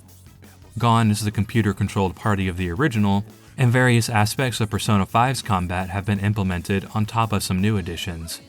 Upon closer examination, however, Persona 3 Reload not only fails at being a compelling dungeon crawling experience in its own right, but also at being a modern adaptation of Persona 3's unique gameplay identity. I think there's merit in tackling these two subjects separately, So first, let's start with how Persona 3 Reload fares as its own game separate from the original. Let's start off with some positives. One of the more prominent criticisms of the original Persona 3 is that Tartarus is too samey and repetitive, which is an issue since it's the main dungeon you'll be spending most of the game in. Reload actually does a pretty decent job of addressing those concerns. Tartarus visually has seen a pretty massive overhaul. Each block now has a distinct aesthetic. The original game's Tartarus would change visually between blocks, but the floors would still feel samey since they were all generated in the same way. Reload takes this idea one step further and gives each block its own structure as well. Each floor is still randomly generated, but every block will change how the area is laid out. The first block, for example, is really simple with its straight hallways reminiscent of the school. The second block, however, changes to this more otherworldly aesthetic, with a wider, curvier layout for its floor generation. The third block looks like some kind of laboratory, with these staircases that'll block your path and section off areas of the floor. Each new block continues this thread. On top of the greater visual fidelity, each block of Tartarus has its own unique feeling, which keeps the dungeon as a whole from getting visually stale as quick as the originals, since it's constantly warping and changing as you explore. Shuffle time was also overhauled in Reload. In the original game, Shuffle time was a little mini-game where tarot cards would shuffle around the screen, and you'd have to follow the card with the effect you wanted. Effects range anywhere from EXP multipliers, HP or status recovery, new personas, and weapon drops. It's really simple, but it works for the touch-and-go nature of Persona 3's dungeon crawling. Reload simplifies it by allowing you to outright pick the card you want, and while that might seem like a downgrade on paper, it's given some more depth with the new Major Arcana system. Major Arcana cards are acquired after beating major story bosses or by clearing out one of the many monad passages you can find throughout Tartarus.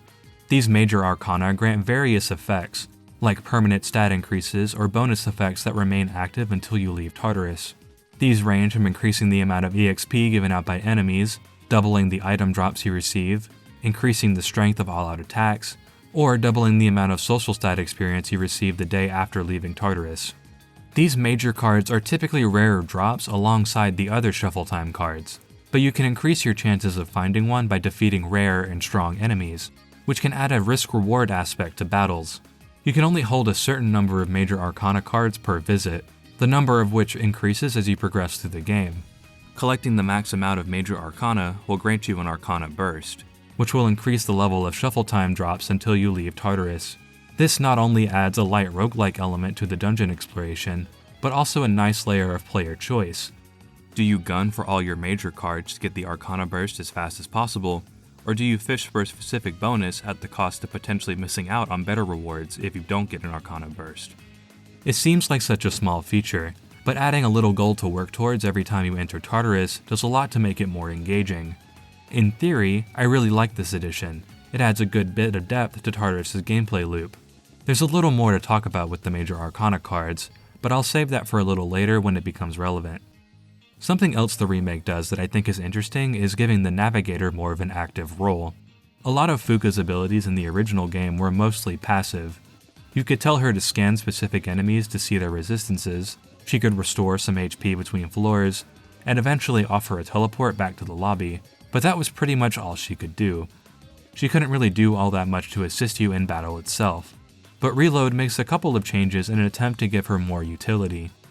Fuka now has access to a bunch of new support abilities for both the field and battle.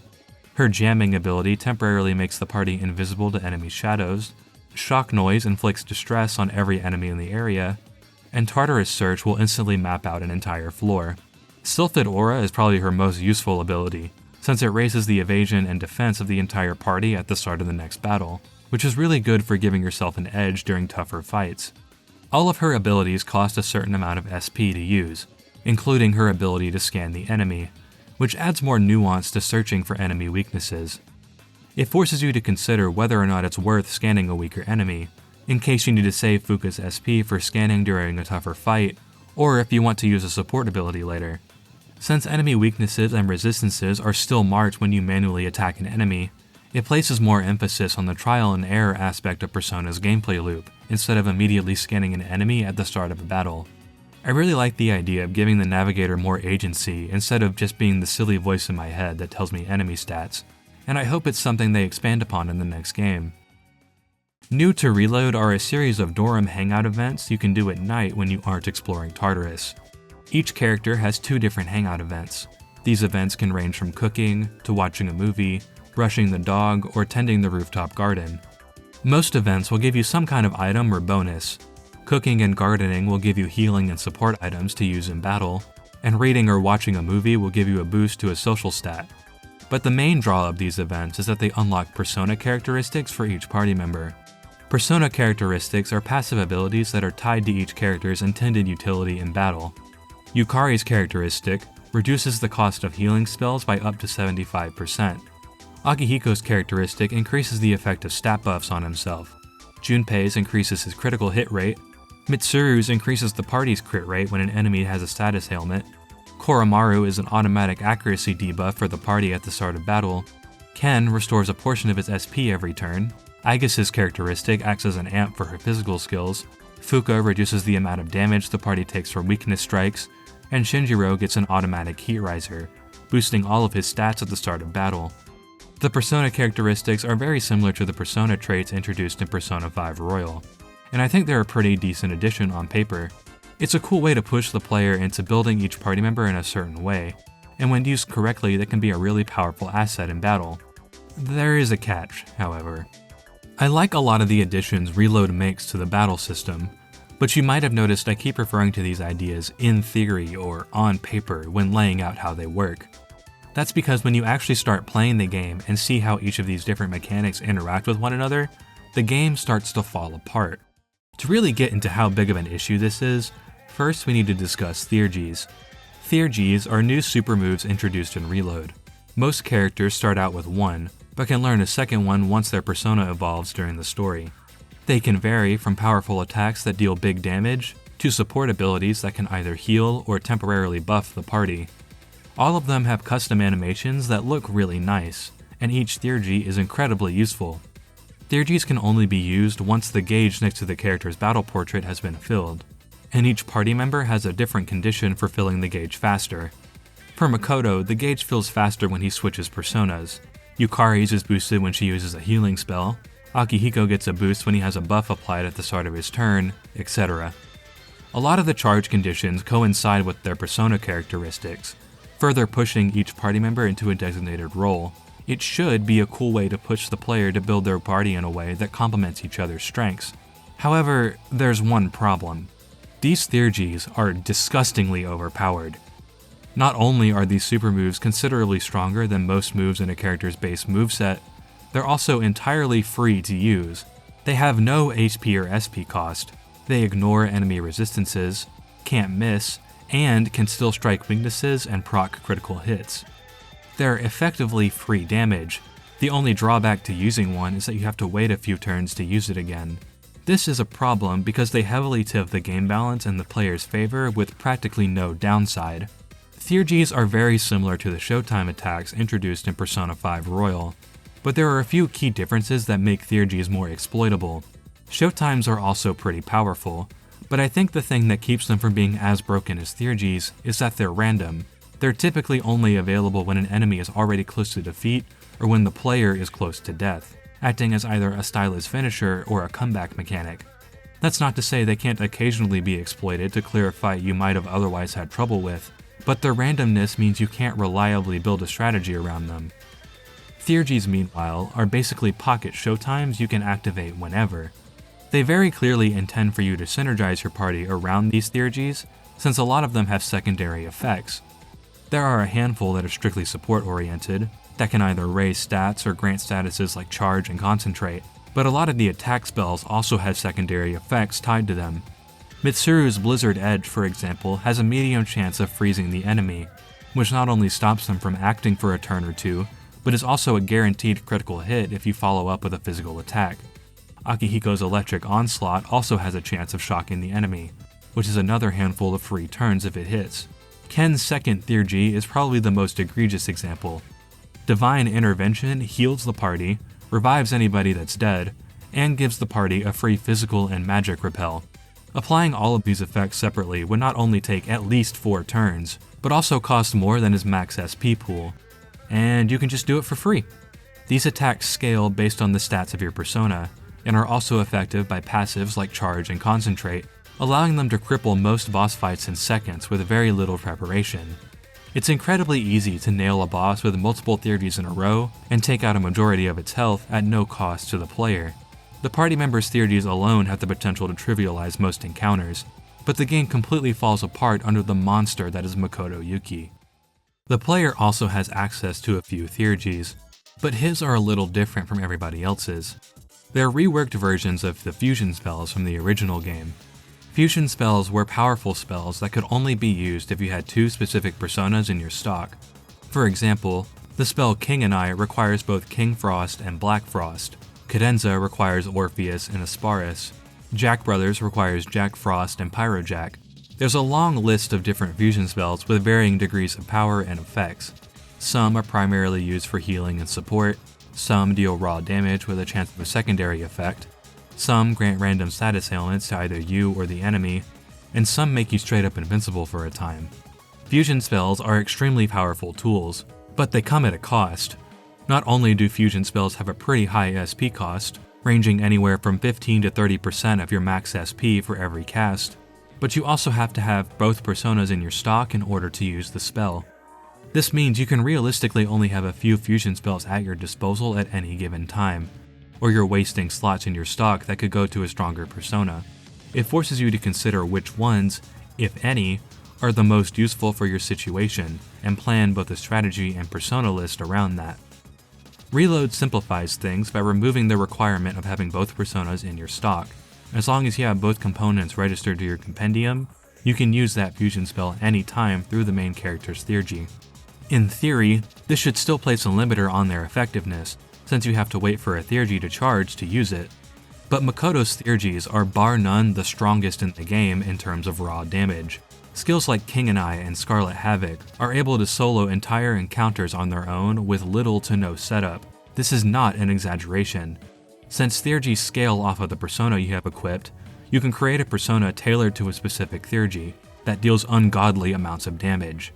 The most you'll have to do is apply buffs or debuffs, maybe use a charge skill, and that's it. You win!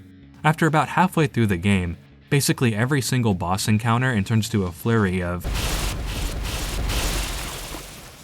If for whatever reason you weren't able to finish something off in one turn, chances are another party member has a theurgy ready to go that can bring it home.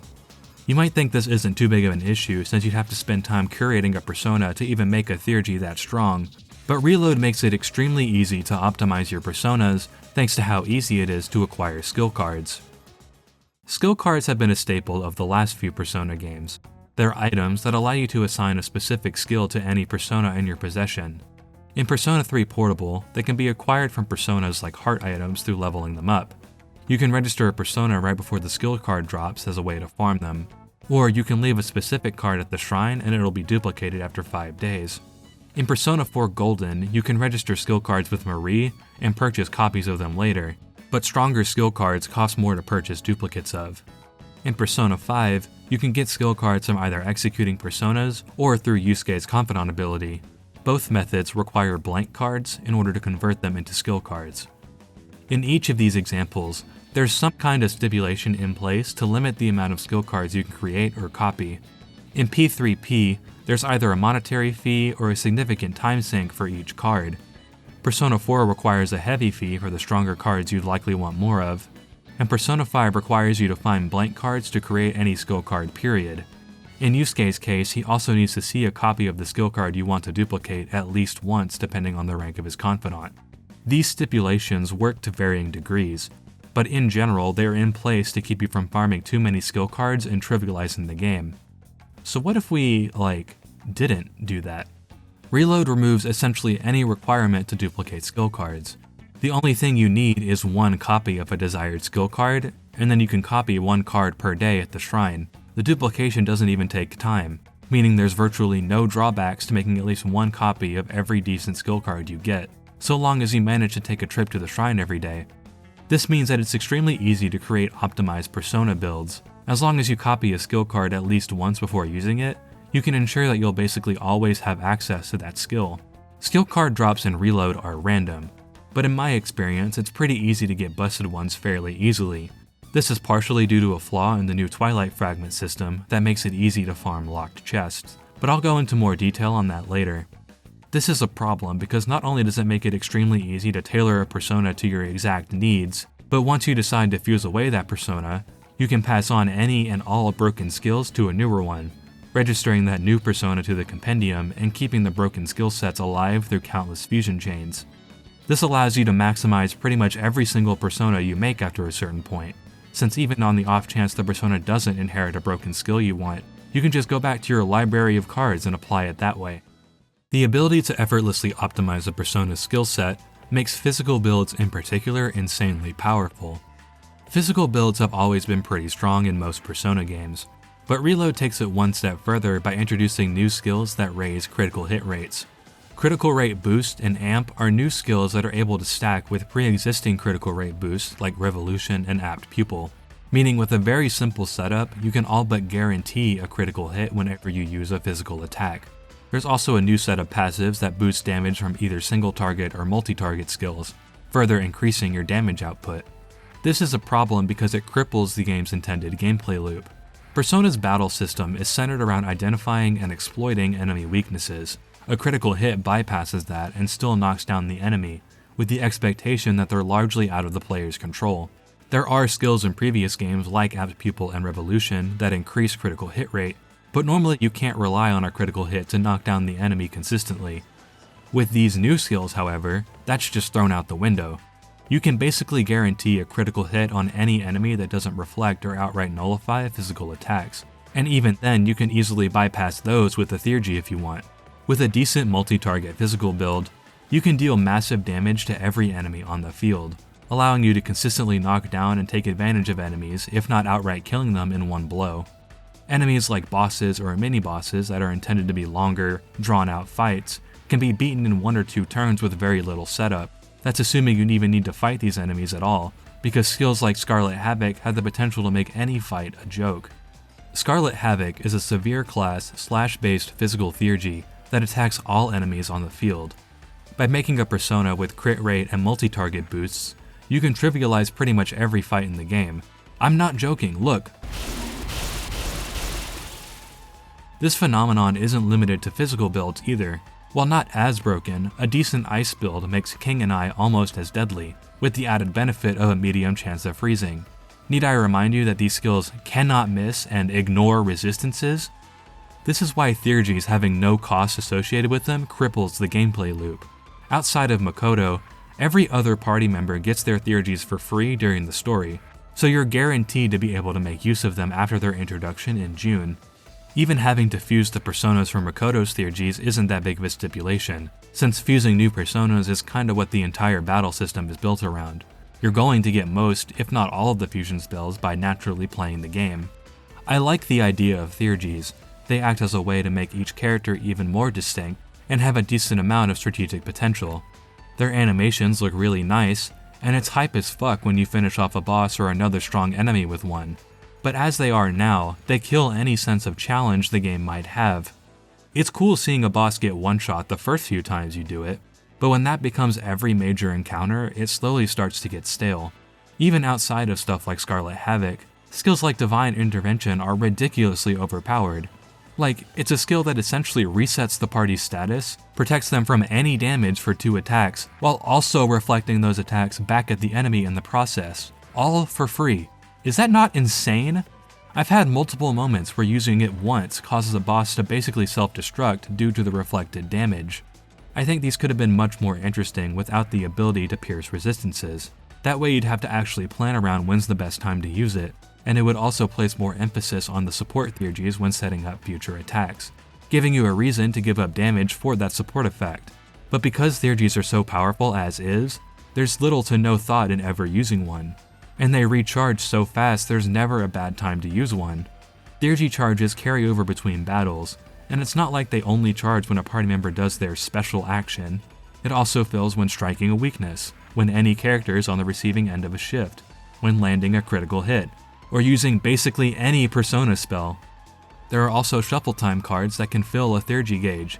And if you want to get really pedantic, there's even a fortune-telling effect that increases the charge rate even further. There's rarely a time you'll not have a theurgy ready when you need it, which means you've got a nuke in your pocket pretty much at all times. Why bother strategizing with the boss when I can just...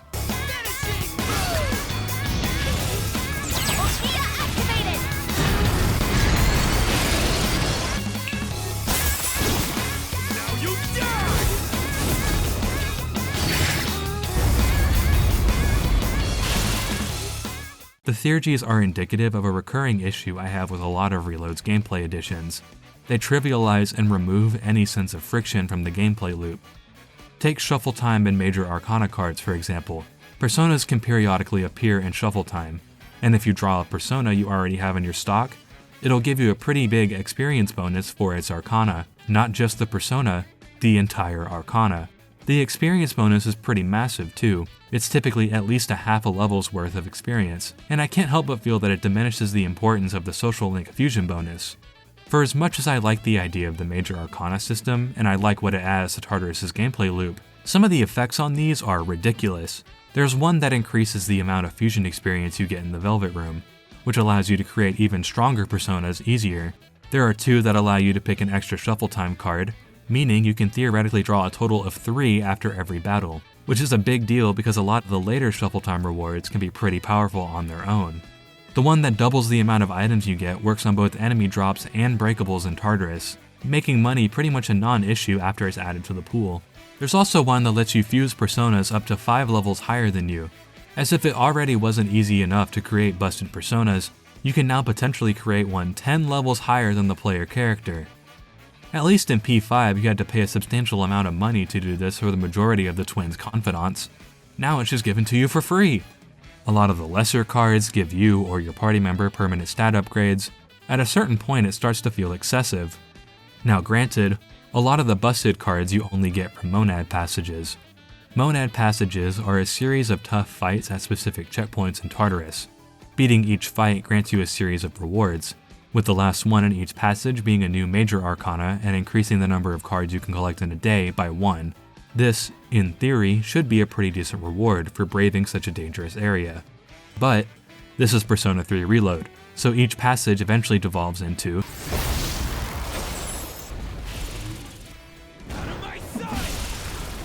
doing all of the Monad Passages allows you to carry a lot of Major Arcana at once, so you don't ever need to be picky about what bonuses you want unless you're close to a sweep bonus and really want a specific effect, which only happened to me like once or twice near the very end of the game.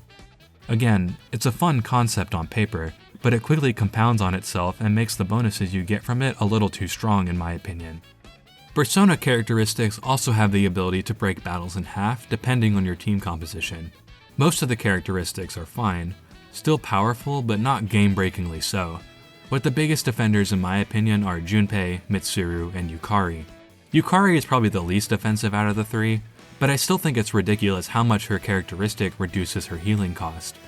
Her level 1 characteristic is already crazy, since it cuts the cost of healing skills in half, but with her max level characteristic, Medea Rahan, a skill that fully heals the entire party, goes from 40 SP to just 10. That's just barely more than Medea, the base multi-healing skill that costs 8 SP by default. This is an issue because it not only lowers the importance of resource management, both in terms of SP and items, but it also effectively limits party compositions for boss fights. Like yeah, obviously you can still use someone else if you really wanted to, but why would you? There's rarely ever a reason to heal with anybody other than Yukari, since she can heal the entire party for less than the cost of a Big Mac. Junpei and Mitsuru are worse though, because they both feed into the physical build supremacy. Junpei's characteristic increases his own critical hit rate, which means he already gets free knockdowns pretty easily, but with Mitsuru in the party it gets even worse. Her characteristic increases the party's critical hit rate on enemies that are inflicted with an ailment, which, sure, is powerful, but at least you have to waste a turn placing an ailment on an enemy to take advantage of it. Reload adds an ambush ability that automatically inflicts a status ailment at the start of battle. Using the computer in the lobby of the Dorm, Makoto can visit a website that teaches him the Assassin's Dash. This dash is pretty OP because it allows the player to get an ambush from any direction. but it can also be upgraded to both fill Makoto's Theurgy gauge and, most importantly, inflict distress on the enemy. Distress is a status ailment that increases an enemy's susceptibility to critical hits. So if you bring either Junpei or Mitsuru with you, or God forbid both, GG, shake my hand. I can't stress enough how much Reload tips the scales in the player's favor, and in doing so pretty much ruins every mechanic it has that could be interesting. The major arcana stuff sounds really fun on paper, but because you're so powerful, it's never difficult to get a full hand of cards. Stronger enemies have a higher chance of dropping major arcana during shuffle time, and since you can basically delete any enemy you want with a very basic setup, any sense of risk-reward is completely thrown out the window. This is made worse if you buy a risky fortune at Club Escapade before going to Tartarus, because it increases the appearance rate of both strong and rare shadows, which means even more major arcana. This issue also applies to the monad doors and passages. These mini-bosses are guarding some really good loot, and because they stand no chance against you, there's no reason to ever skip one, which gives you both new major arcana bonuses and the ability to hold more bonuses. Even on the off chance you can't sweep the stronger encounters in one turn, chances are you're so strong due to arcana bonuses that they hardly pose a threat to begin with.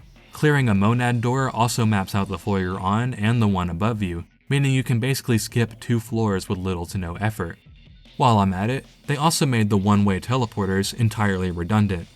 In the original game when you went into Tartarus, every floor aside from the checkpoints and boss floors were randomized, even if you had been to that floor on that visit. This means that to lock in your progress, you had to get to a boss floor with a 2-way teleporter on it to allow yourself to continue from there later. Occasionally you'll find a one-way teleporter while exploring, but taking it means you have to redo everything since the last checkpoint, since it's one way. The one-way teleporters basically exist in case of an emergency. You generally don't want to take one unless you absolutely have to, because it means redoing floors. That's the whole point, it forces you to make a decision. Reload changes floor progression to where floors will stay the same until you leave Tartarus, which means that if you go back to the lobby early, you can skip to your highest reach floor, even if it doesn't have a 2-way teleporter. This means there's no punishment for leaving a block early. You're always able to go back to the lobby and change party members, fuse personas, heal, or whatever you need to do. It does nothing but make the game easier by removing any sense of tension exploring Tartarus might have otherwise had. I know difficulty is a pretty contentious subject when it comes to video games, but it's something that I think is really important in any video game, not just RPGs. A steady difficulty curve is important for getting the player to engage with the mechanics the developers laid out. A game doesn't have to be ball-bustingly hard to do that job. All it needs to do is offer enough resistance to keep the player engaged. A tight difficulty balance is basically the backbone of game design, since it influences how much a player will interact with the game's systems. I tend to play games on harder difficulties so that I'm forced to learn the game and its systems. Because of that, I played this game on Merciless mode, and while the game was fairly balanced in the first few in-game months, the moment Fuka joins your party and you unlock Theurgies, the game starts to take a nosedive. From here, the game consistently gives you free tools to work around any and all friction the game might offer, and it cripples any sense of engagement the game might have. There's never a reason to properly engage with the boss's gimmick after this point, because you can just beat them in 1 or 2 turns with a Theurgy. You don't even have to worry about resistances since Theurgies can ignore them anyway. I think it's telling that the handful of story bosses have multiple damage gates to force you to see their set pieces because you're capable of dealing so much damage at once. Some people will say, well, if you think the mechanic breaks the game, then just don't use it, as if that fixes the problem at hand. If I have to stop myself from using the mechanics the game gives me to give the game any sense of challenge on what's supposed to be the game's hardest difficulty, I think that speaks to a greater issue with the game design, no?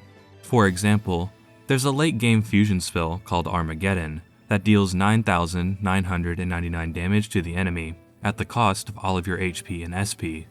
It's clearly supposed to be the fuck you nuke spell that everything dies to, since it's the last fusion spell in the game, and the high HP and SP cost is reflective of that. So tell me why it's acceptable for me to be able to deal close to, if not over that amount, with a very simple Theurgy setup at no cost at all. If I can deal upwards of 10k damage in one attack on what's supposed to be the game's hardest difficulty, a difficulty, mind you, that lowers the player's damage output by almost half, what does that say about the damage output in lower difficulties? How much easier is it to demolish everything in your path if I can do it here with little to no effort? The original game is pretty good with its game balancing. It's neither too difficult nor too easy on normal mode. It offers just enough resistance to keep the player engaged through its entire runtime. I think the best example of the effect that difficulty change has on Reload is with the final boss. The original Nyx fight is one of the most memorable bosses I've fought in any video game. Partially because I fucking hated it the first time I fought it, but that also made conquering it much more rewarding. It's a 14-phase fight, each phase representing a different arcana. It's a gauntlet that really tests your resource management and knowledge of the game's mechanics. It feels like you're fighting a wall, which makes sense because you're literally fighting against death itself. Even with having a better grasp on the game's mechanics this time around, this fight was still tough, and I barely just scraped by at the end. It's a phenomenal boss fight that's a great test of the player's skill. In Reload, I took out 75% of his final phase in one attack. He didn't even get to use most of the attacks that are unique to this phase. Well, that's kinda anticlimactic. This is why Reload's game balance being so skewed is at the detriment of the entire experience. It isn't simply a case of you control the buttons you press. The Theurgies, and by extension the rest of Reload's game balancing, removes any sense of nuance or friction the gameplay might have, which is really important in a game like this that has you dungeon crawling for hours and hours on end. If this was the only thing wrong with the gameplay side of Reload, I might be able to look past it. There is some fun to be had in seeing just how high you can make the damage numbers go, even if it doesn't carry the entire game. And Persona 5 has similar balancing issues towards the end of its runtime, though in my opinion nowhere near as extreme. But Persona 3 Reload is much more than just a new Persona game. It's a remake of a game that already exists. And the thing that infuriates me the most about Reload is the way that it guts everything that made the original Persona 3 unique.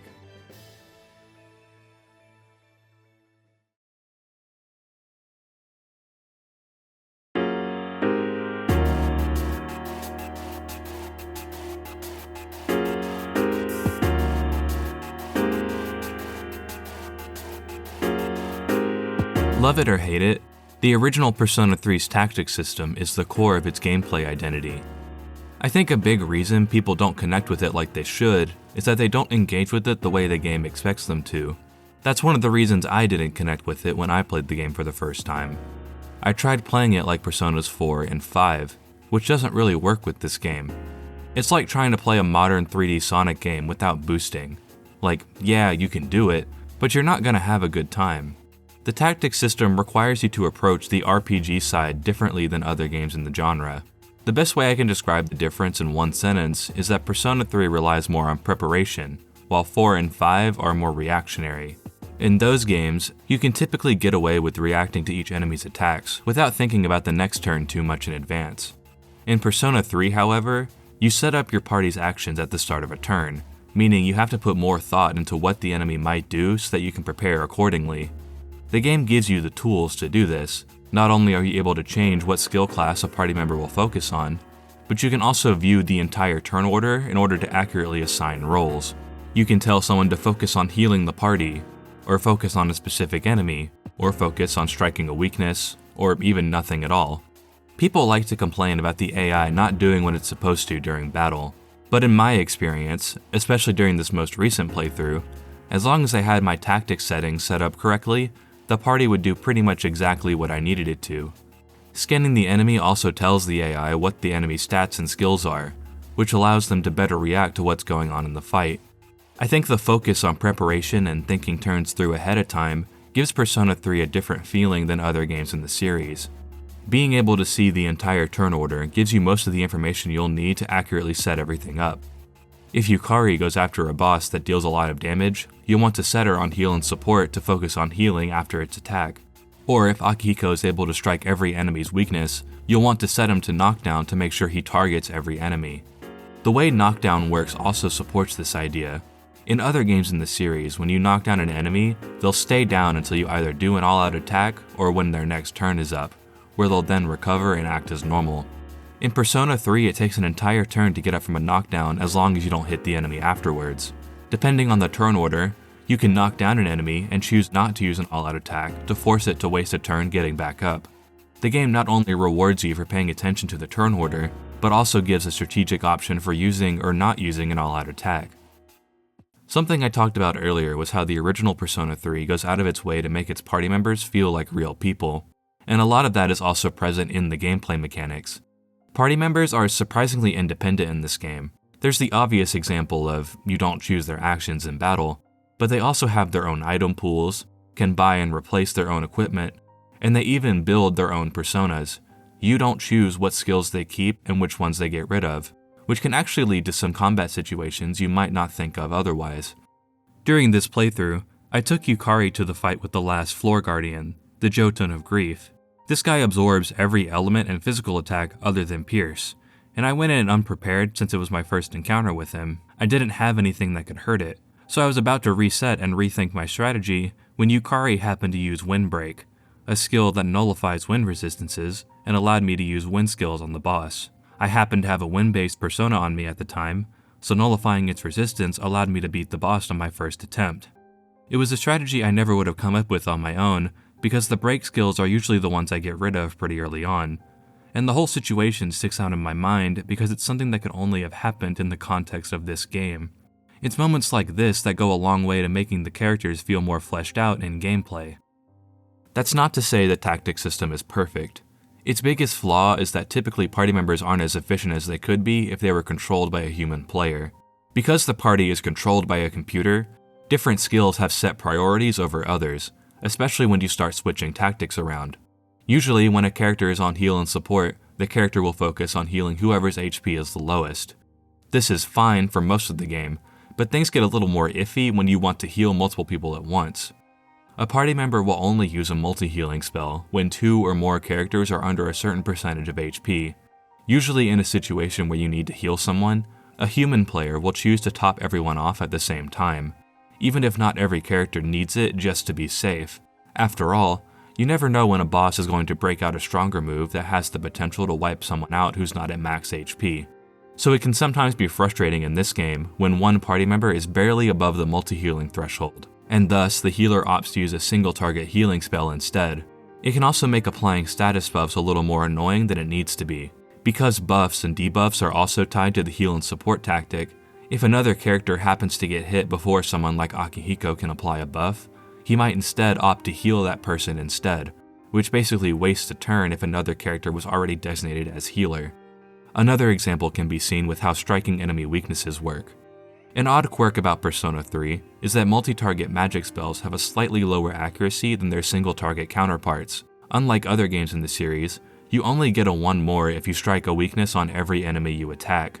So if a party member is set to the knockdown tactic, they'll usually opt to attack every enemy individually, which isn't very time or SP efficient. The nature of the tactic system also opens up its players to a couple different beginner's traps that can make the game needlessly frustrating on a first playthrough.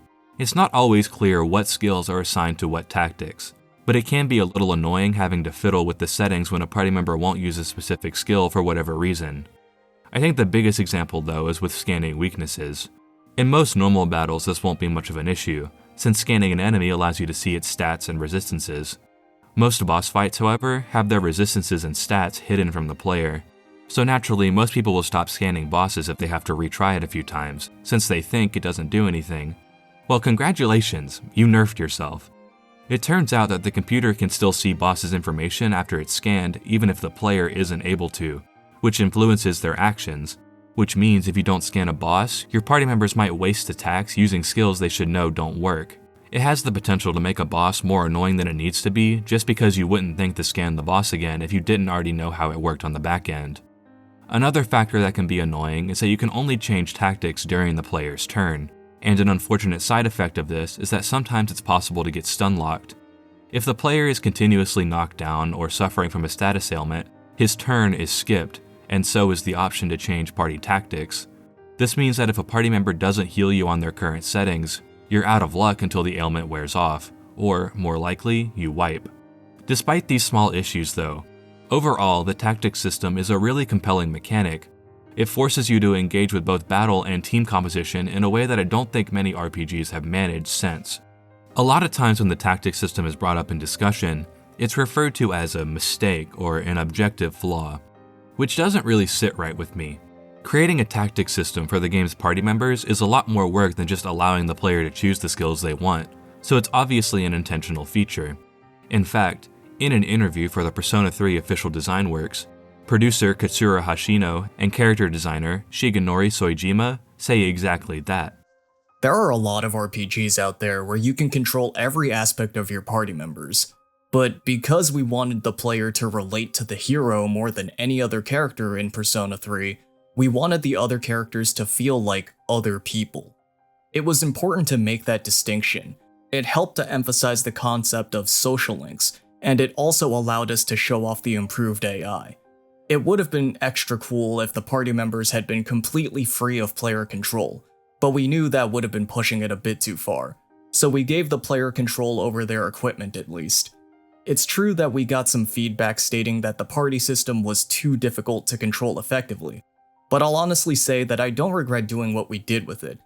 I'm glad we stuck to our guns on that one. Get it? 'Cause they use guns to summon their personas? The tactics system is so important to Persona 3 because it's the embodiment of the theme of connection through gameplay. You can't separate the two without losing what makes the game Persona 3. I think a lot of people aren't willing to work with the game through its own mechanics and instead try to play it like Personas 4 and 5, leaving the party to act freely most of the time and being surprised when the characters don't do what they want. In a way, I don't blame them. It can be hard to go back to a game that plays completely differently when you're used to more traditional entries, but I think this negative knee-jerk reaction does nothing but rob the opportunity for a really powerful gaming experience. It's easy to focus on the negative aspects of such a system, since it can admittedly be frustrating at times, but I think its positives far outweigh its negatives.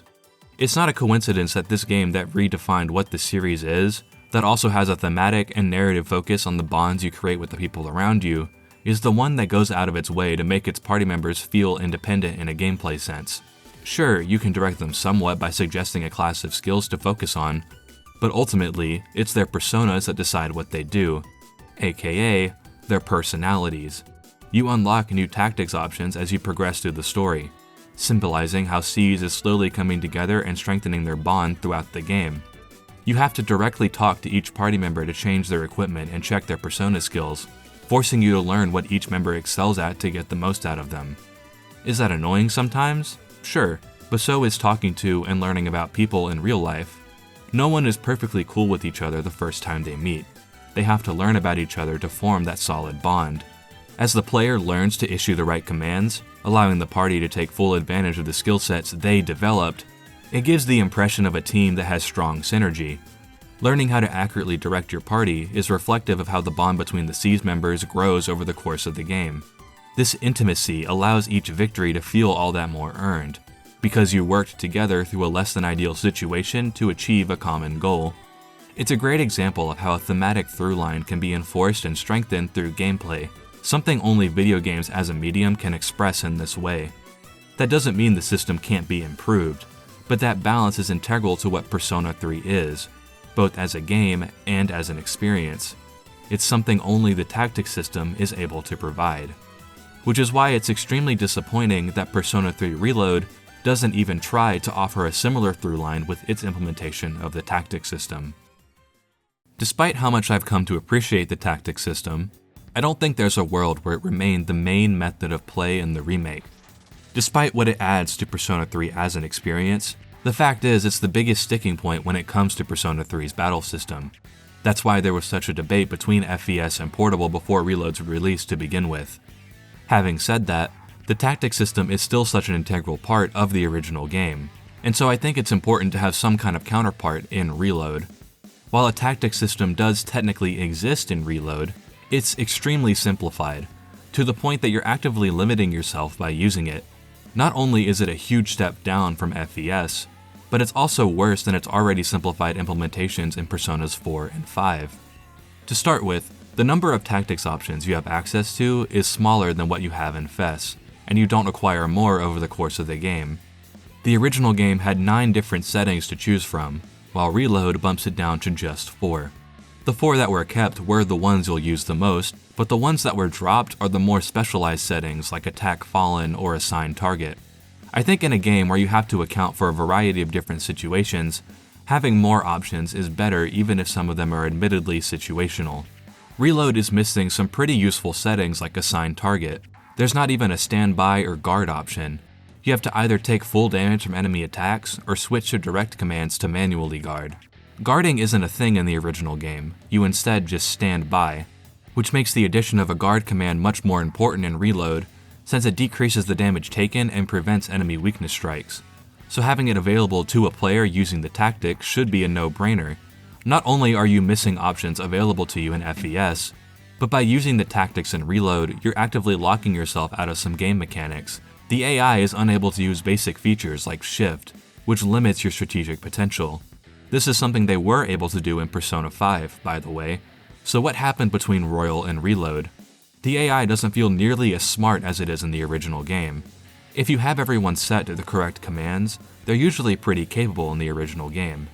Characters are consistently able to set up stronger attacks, like using Mind Charge before a magic attack, for example. They can still technically do this in Reload, but they aren't as consistent with it in my experience. There's a couple smaller things that make it a pain to use, like the changes to how knockdown works and the inability to see the entire turn order. While the game is still beatable only using the tactics settings, it feels like an incomplete feature, because entire gameplay mechanics are straight up taken away from you for no reason. Ironically, this implementation of the tactics system is closer to what people think it's like in FES. Obviously, the tactics aren't going to be as efficient as direct commands. The same is true for even the original game if you mod direct commands in. But I don't think that's an excuse for such a botched implementation. If this was any other game, I wouldn't mind as much. I've never gone out of my way to use the tactics options in either Personas 4 or 5, for example. But because the tactics system is the core of Persona 3's gameplay identity, I think it's extremely disrespectful to the original game for it to be implemented in such a half-assed way. Because it was such a big part of Persona 3, there's a lot of people who'd prefer to play the remake through the tactics system, and it's bullshit that they're punished for the simple fact of playing the game how they want to. The way it's implemented does nothing but further enforce the false notion that the tactics system was inherently flawed to begin with. If it was so good, why didn't they bother to make it worthwhile in the remake? It's really annoying because there are a lot of ways to improve and even innovate on the tactics mechanic. You could add an option to change tactics on your turn, even if you're inflicted with an ailment or knocked down, to help prevent potential softlocks. You could add more options for customizing AI settings. Maybe you could manually adjust the parameters of specific settings, like setting Yukari to focus on party-wide healing and Akihiko on buffs while set on heal and support, or setting a character like Junpei to prioritize physical or magic skills when set on full assault. Kingdom Hearts has something like this for its AI party members, and it works well in those games. Even touching up the AI to be a little smarter would go a long way to making the tactics system more approachable. There's no good reason why they couldn't have a competent AI party control on top of direct commands.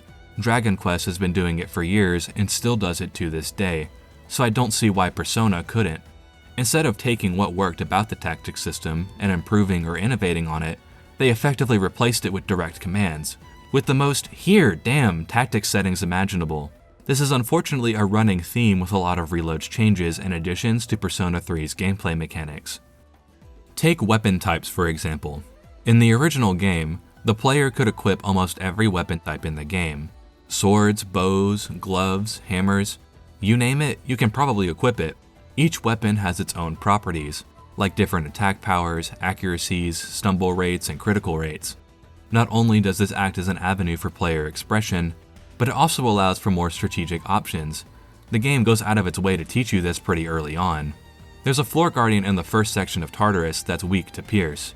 You probably don't have any personas with a pierce skill, but it's possible to find a bow weapon earlier in this block.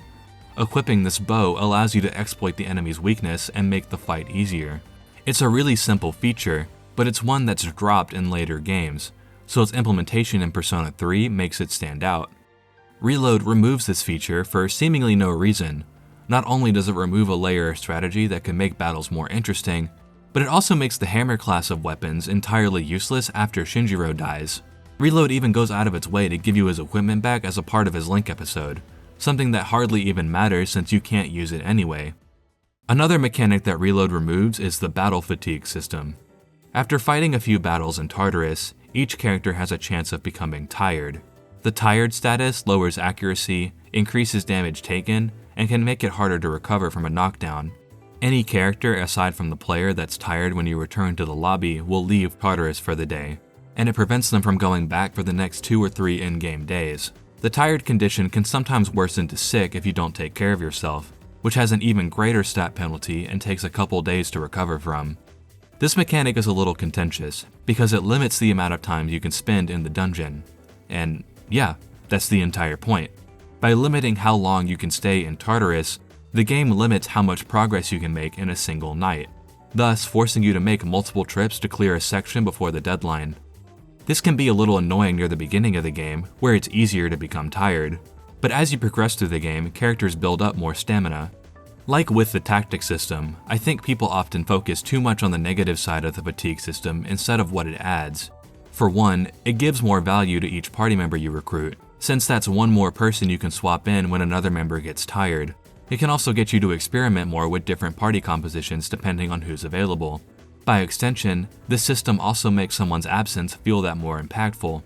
Characters in this game have their own schedules. They'll occasionally be busy with something that keeps them from going to Tartarus, which adds another layer of consideration to when you decide to go. Tired and sick aren't the only statuses that are a part of the fatigue system. There's also a great condition you can achieve by sleeping early instead of studying. You can occasionally get it by sleeping in class, and you can also get it by taking a monster shit. The great condition not only makes it take longer for you to get tired, but it also raises the character's accuracy and critical rate, and there are some skills that deal more damage while you're in great condition. Other party members can also occasionally get the great condition, depending on what's going on in the story or just randomly throughout the game. The thing I like about the fatigue system is that it makes you more considerate about when you visit Tartarus. In Personas 4 and 5, visiting a dungeon takes up your day slot and leaves you tired during the nighttime, effectively eating your entire day. Because of that trade-off though, you're less limited in how much progress you can make in a dungeon. That doesn't mean it's necessarily the best idea to do the whole thing in one go, and there are some other limiters in place, like item and SP reserves or the few roadblocks in Persona 5 that require you to do something in the real world, but the option to do most of the dungeon in one day is there if you put in the work to do so. In Persona 3, however, going to Tartarus only takes up your night slot, meaning you don't have to give up a day activity when you want to go to the dungeon. This is important because it allows the fatigue system to limit the amount you go to Tartarus without impeding too much on the social side of the game. When you get back from Tartarus, you and your party are automatically put into a tired state, meaning you aren't able to go to Tartarus multiple days in a row. Since it takes multiple visits to complete a section, it's important to work ahead because you never know what will come up that will keep you away from Tartarus. That isn't necessarily only story stuff either.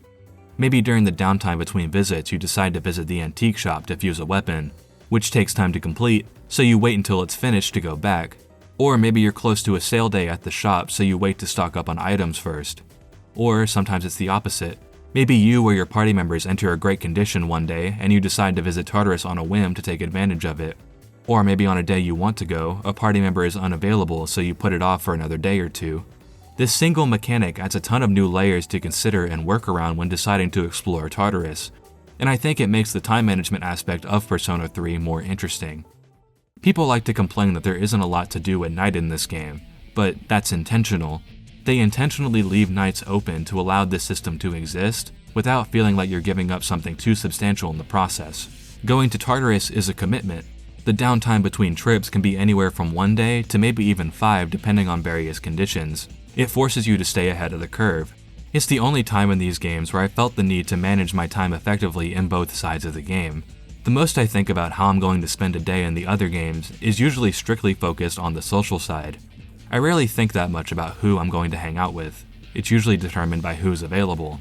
In Persona 5 there's a little more consideration since you get benefits from confidants, but generally it really boils down to focusing on the school social links since they're not available during breaks or exam periods. In the other games, I don't feel like you ever have to worry that much about when you engage with the RPG side of the game. It's pretty easy to get most dungeons done in 1, maybe 2 dungeon visits, so you're normally fine just waiting for the rare free day when no other social links are available. It's also more in your interest to be efficient with dungeon visits in those games, since they take up an entire day. Being forced to make multiple trips to Tartarus per moon cycle makes you more considerate of how you spend your time, both socially and for dungeon crawling. It's a neat aspect of Persona 3 that isn't present in the other games. I think it's cool that the soul-sucking atmosphere of the Dark Hour is contextualized in-game. It's a reminder that the Dark Hour is more than just an extra hour of sleep for the Siege members. It's an otherworldly force that literally drains the life out of its victims. So I guess because it adds something interesting to the gameplay loop, Reload decides to completely get rid of it. Now, to be fair, Reload isn't the first Persona 3 re-release to do this. Persona 3 Portable also changes the way fatigue works. In that game, characters won't get tired by participating in battle. Instead, it only takes effect when you leave Tartarus for the night. So now the only limit to how long you can explore is your SP pool, which at the very least still keeps the importance of switching out party members frequently. I'm still not a huge fan of this change, for reasons I'll discuss in a second, but the change mostly exists to keep all of your party members in Tartarus. Reload gets rid of the fatigue system entirely. No more tired, no more sick, and no more great status. This means you can go to Tartarus multiple days in a row if you so choose, which I don't think is as interesting. It takes away a lot of the planning aspect I like in the original game. Since characters don't get tired anymore, they're available to go to Tartarus pretty much every day, unless there's an exam coming up or during specific story sections, which in most cases the next section of Tartarus usually isn't unlocked anyway. They also changed the way the antique shop worked. You now get your items instantly instead of having to wait a few days for them to be made.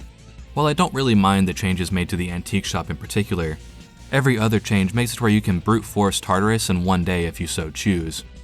To Reload's credit, it does sort of have two mechanics that in theory make you go to Tartarus more than once. Like Persona 3 Portable, the game technically has a limit on how much Tartarus you can complete with your limited SP pool. Reload also has the missing person mechanic from Portable. Every moon cycle, a couple people will get lost in Tartarus, and if you don't save them before the deadline, they'll die. Some of your social links are part of the pool of people that can get stuck in Tartarus, so theoretically there could be a sense of urgency in rescuing them. Each rescued person also gives you a pretty useful reward, so it's in your best interest to save as many people as possible. Here's the problem though. They both fall victim to the same features that make exploring Tartarus pretty much a non-issue. Twilight Shards are a new currency item introduced in Reload. You primarily get them from completing social links, but you can find a handful throughout town and occasionally see them in Tartarus. Twilight Shards are primarily used for two things. You can use them to open these special locked chests in Tartarus that usually have better items than normal chests. These can include unique weapons and armor, and are typically where you get the stronger skill cards. You can also use them on this clock in the lobby to refill your party's HP and SP. This has the potential to be a pretty cool game mechanic. It's a neat idea to further tie the social links directly to the RPG side, by giving you an opportunity to buy a potential advantage in battle. Do you save the shards to refill your stamina and explore more of Tartarus? Or do you spend them on chests to get some potentially good loot? It could allow a choice between taking more days to explore to save on shards versus getting more of Tartarus done in one night.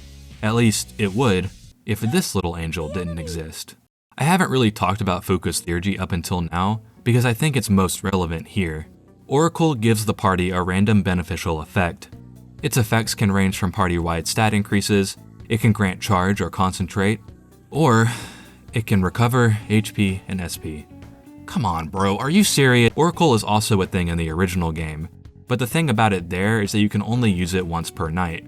Its benefits were still powerful, but you had to think more about when to use it since it's one and done. Its ability to recover HP and SP is also less detrimental since you already recover that when you return to the lobby. It also hilariously has the potential to randomly dock you down to 1 HP. So I guess don't piss Fuka off, goddamn. Since Oracle is tied to Fuka's theurgy in Reload, that means you can use it multiple times in one visit, and thus theoretically prolong your stay indefinitely at no cost.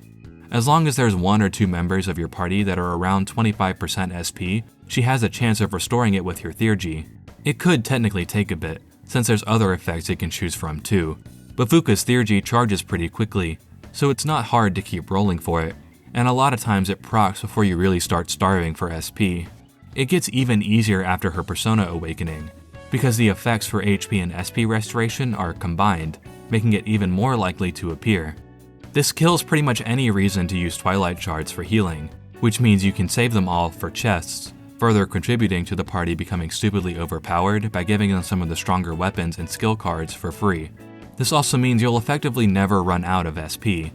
At least in Persona 3 Portable you had to pay to use the clock, which also stops mattering after a certain point because it's easy to get money in every version of P3. but it's better than having the free Theurgy with its free upgrade doing it for free. This means you'll effectively never have to leave Tartarus once you enter it, allowing you to do pretty much every Tartarus section in one go after Fuka joins your party. This also hurts the potential of the missing person mechanic. While someone can get lost in Tartarus anytime during the moon cycle, every missing person has their deadline set to the day before the full moon, and because you don't need to worry about spreading Tartarus visits out to save resources anymore, you can just go the day before the deadline and save everyone at once while working on that cycle's section. Because there's a lot more to do at night in Reload with things like the linked episodes and Dorm hangouts, there's a much greater benefit to doing everything in one night. It could feel rewarding if doing a section of Tartarus in a single night was even somewhat difficult, but it isn't. The game hands you the tools to do it for free. You don't have to work for something that should require more effort. Another consequence of Fuka's Theurgy is that it makes swapping around party members less important. Since no one will ever really run out of SP, you can get by using the same party compositions for most of the game. You could argue that's boring, and I agree, but I think having a reason to switch out party members versus doing it for the sake of variety can be important. Because the original game forced you to use every character to get the most out of a Tartarus visit, it was easier to learn about them and see their strengths and weaknesses. Cycling party members was also important to keep them all around the same level, in case you needed to slot them in later. Reload dulls the importance of this not only through the lack of resource management, but through features like the Great Clock. The Great Clock can sometimes appear when you spin Twilight Shards on a chest, and using it allows you to pick 2 party members to give an EXP boost. The greater the difference between their level and Makoto's, the more the EXP they get, basically acting as a catch-up mechanic. This theoretically makes it easier to slot people around whenever, but it also removes a reason to use them to keep their levels in check. The usefulness of Reload's party compositions are a lot more varied than the original game. The original was less biased to a specific party composition. You could use pretty much any combination of characters and get through most situations. In Reload, though, some compositions are just miles better than others. None of them are outright bad thanks to how strong the game tips the balance in the player's favor, but a team consisting of Akihiko or Koromaru is never going to hold a candle to the crit factory owned by Mitsuru and Junpei, or the effortless healing capabilities provided by Yukari and Ken.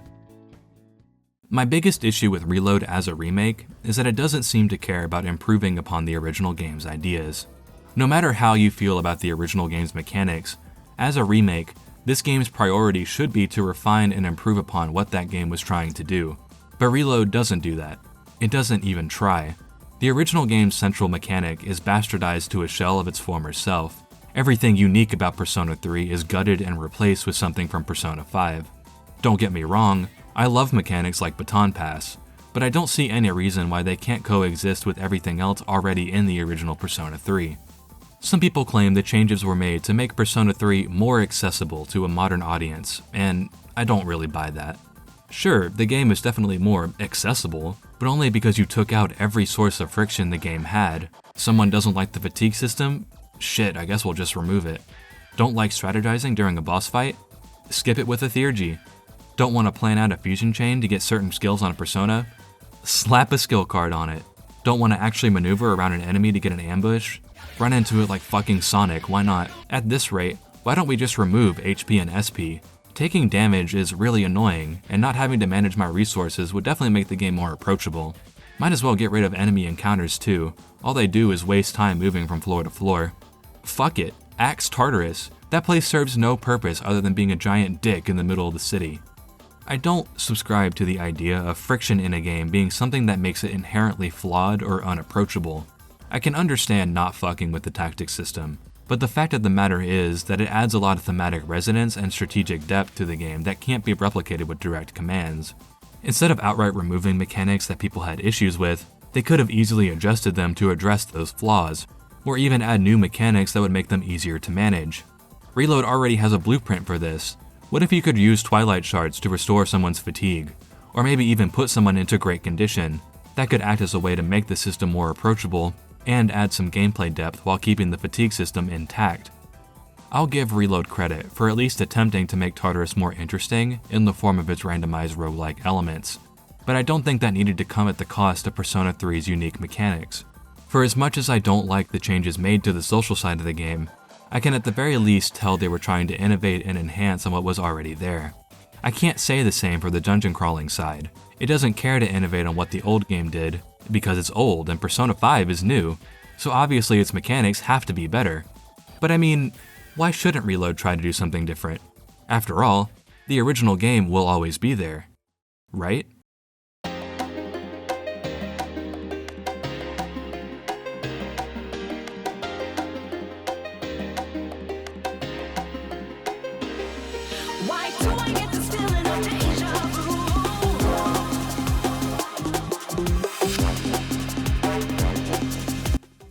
Video game remakes and remasters have been slowly becoming a more contentious topic over the past 5 years or so.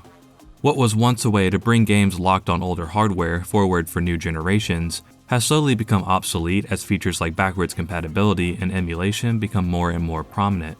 That doesn't stop remakes from being made though. It seems that every year, the next classic game receives a brand new big budget remake, if not its second or third. If you're familiar with my channel, you'll know I've talked about remakes a lot in the past. I don't hate them as a concept.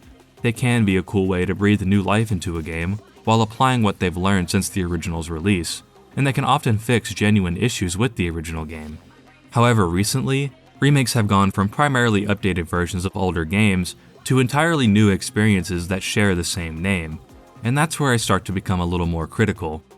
Especially recently, I've seen a lot of people start to conflate remasters with remakes.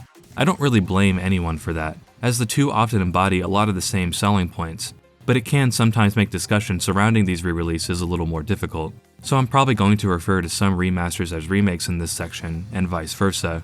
But I'm going to do my best to substantiate why both styles of re-release have the same cultural impacts regardless of that technicality. There's been debate around whether or not remakes end up replacing their original counterparts. While artistically these games should be allowed to coexist with their remakes, it's hard to deny that most remakes do end up culturally supplanting their predecessors to some degree. To what degree depends on the game in question, but as more games get remade, some multiple times over, it's hard to ignore the amount of people that gravitate towards the newer version of these games over their originals. After all, why shouldn't they? The remake is often closer to what they've become accustomed to in modern gaming, and have nice bells and whistles like modern graphics and even new content. Some of my favorite remakes off the top of my head are games like the Resident Evil and Final Fantasy VII remakes, because they're able to put new spins on their gameplay styles while respecting the core of their original works. But I think sometimes remakes focus too much on trying to make themselves as approachable as possible for that new audience, at the cost of what made the original game special in the first place. Even in remakes I like, they can sometimes add or change things that I feel go against the intentions of the original. Take the Resident Evil 4 remake for example. I don't really like that there's an optimize button for the cache case. Inventory management in RE4 is supposed to be a smaller scale puzzle. Learning how to properly organize things in your case is part of making the most of your inventory. Adding an optimize button kills that aspect of inventory management, since most people will default to pressing it during the intense action set pieces, since it's faster. And I think it somewhat lessens the importance of the case upgrades while also hurting the gameplay loop. Despite that gripe, I'd never say that it ruins the remake as a whole. It's just a small annoyance on top of what's otherwise a fantastic experience. Never mind, it sucks now. The ease of accessibility of both the remake and its original counterpart heavily contributes to whether or not they end up replacing one another. To use Resident Evil 4 again, it's easier to accept that remake for what it is in a vacuum, since you can play the original game on literally anything at this point. I'm pretty sure there's a version I can play on my toaster.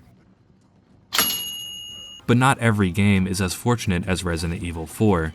Some games are locked on outdated hardware or behind intense secondhand paywalls, pushing people to their remake counterparts since they often have no other choice, which affects how the original game is viewed culturally in the long run. The Kingdom Hearts series is a good example of this. For a while, the series was notorious for being hard to follow since its games were split across multiple platforms. Back in the day, to understand the entire story, you had to have a PS2, a Game Boy Advance, a DS, a PSP, a 3DS. It was a nightmare to keep up with. That all changed with the release of the HD collections. Now every game is available to play on any system of your choosing, which makes it easier than ever to get into the series. It also includes the final mix versions of the games that have touched up mechanics and new content, something that up until that point wasn't available outside of Japan. This ease of access helped the series further explode in popularity, but a consequence of this is affecting how certain games are viewed in the general consensus. Kingdom Hearts Chain of Memories was originally released on the Game Boy Advance, but it was later remade for the PlayStation 2. The remake is a lot closer to the other games in the series, featuring 3D environments and fully voice-acted cutscenes. It's also the version included in the HD collections. This isn't inherently a bad thing. This version is still fun as a game, but it has effectively erased the GBA version since it's now harder to access. If you see someone talking about Chain of Memories nowadays, there's a 90% chance they're referring to the PS2 remake, because it's the one most people have access to. A more extreme example can be seen with the two DS games. 358 Over 2 Days and Recoded weren't ported like the rest of the games. Instead, their cinematics were remastered and presented as a movie, and because of this decision, there's a lot of people who have only experienced these games through the cutscenes and not the actual games. Days has a really emotional and heart-wrenching story, and a big part of that story is getting attached to its cast of characters. The game goes out of its way to expand on the various Organization 13 members. There's a lot of small character building moments between Roxas, Shion, and Axel during and outside its missions that you miss in the HD version. The game also uses the dual-screen nature of the DS in unique ways to enhance the story at points, which is a cool gimmick that's lost in translation to a single-screen format. These changes ultimately alter the experience to one that I would argue is worse than just playing the game normally. Recoded is hurt the most by this, since its story is already pretty disconnected from the rest of the franchise. While I think it works as a character study in the context of a spin-off, isolated from that context, it can feel unnecessary and a drag to get through. The actual game, though, is a ton of fun. It's become one of my favorites in the entire series, and one that I don't think gets enough credit in the Kingdom Hearts space, mostly due to the fact that it wasn't ported like everything else. Because most people only care about the important story stuff, they don't go out of their way to actually play these entries, which has made them largely forgotten as games. This unfortunately isn't an issue exclusive to Kingdom Hearts. Dragon Quest VII Reimagined came out earlier this year, and at the time of writing, that's the only way you can play any version of that game on modern systems. Yakuza 3 is in a similar boat, but they took it one step further and delisted the original remaster on most platforms, only being available through the expensive Yakuza Complete Collection bundle or through third-party storefronts like GOG, effectively making the remake the way most new fans are going to access it. The Silent Hill 2 remake is currently the only way you can play that game, which is important because it goes for a completely different gameplay style than the original. There's a ton of Nintendo remake examples, like Xenoblade Chronicles, Super Mario RPG, and Paper Mario: The Thousand Year Door. My point isn't that these remakes are inherently bad for existing or anything. Some of these versions are actually my preferred way to play them, but I'm highlighting them to showcase that because they're the only way to play these games on the market right now, they often take precedent over the original game simply because it's more accessible.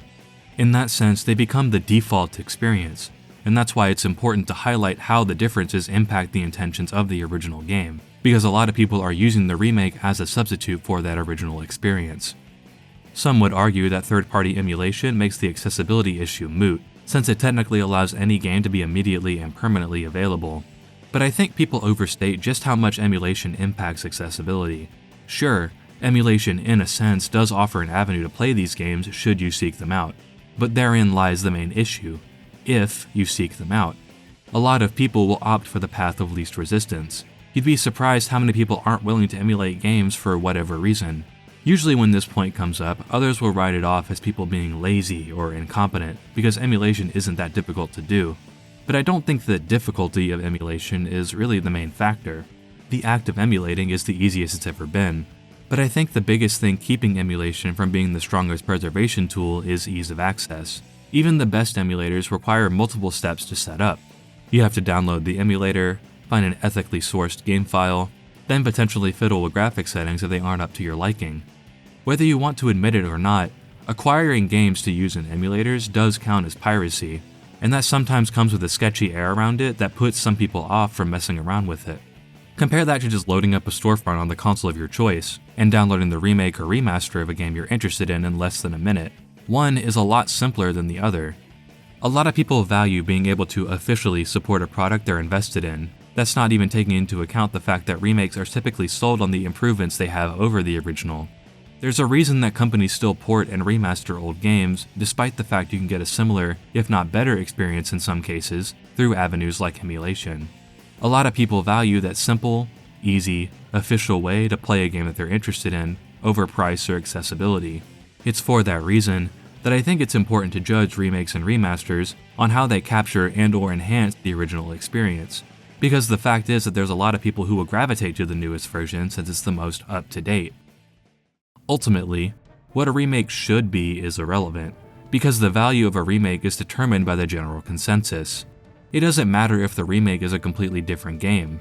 If it's closer to the modern standard, it's accepted as an improvement over the original. The reality is that there's a large subset of people that think the newest version of the game is automatically the best one. I think it's telling that whenever the idea of a new version of a game is announced, people will automatically go into a list of things that need fixing because they want that one product that's the best version of itself, so that they don't have to go back to the flawed old one. Especially recently, it feels like anything with outdated mechanics like tank controls or God forbid fixed camera angles is seen as unplayable and needs a remake to be palatable to new fans. This isn't just being perpetuated by the people playing these games, but also the companies making them in the first place. Late last year, GOG's Senior Business Development Manager, Marcin Basinski, talked about the difficulties they had convincing Capcom to let them bring the original Resident Evil trilogy to their platform. Like convincing Capcom that, because that was actually their main counter-argument when we were trying to bring back the classic games, they were like, okay, we have all of those remakes. It's already like superior experience, right, to those games. So they didn't really see the value in bringing back the classical versions, the vanilla ones. It took a lot of convincing that, hey guys, there is an audience that has a lot of memories about those games, right? And they would love to be able to experience exactly the same game again. The way Capcom allegedly describes the Resident Evil remakes as superior experiences implies that some at the company believe the original games are inherently inferior due to their age and mechanics.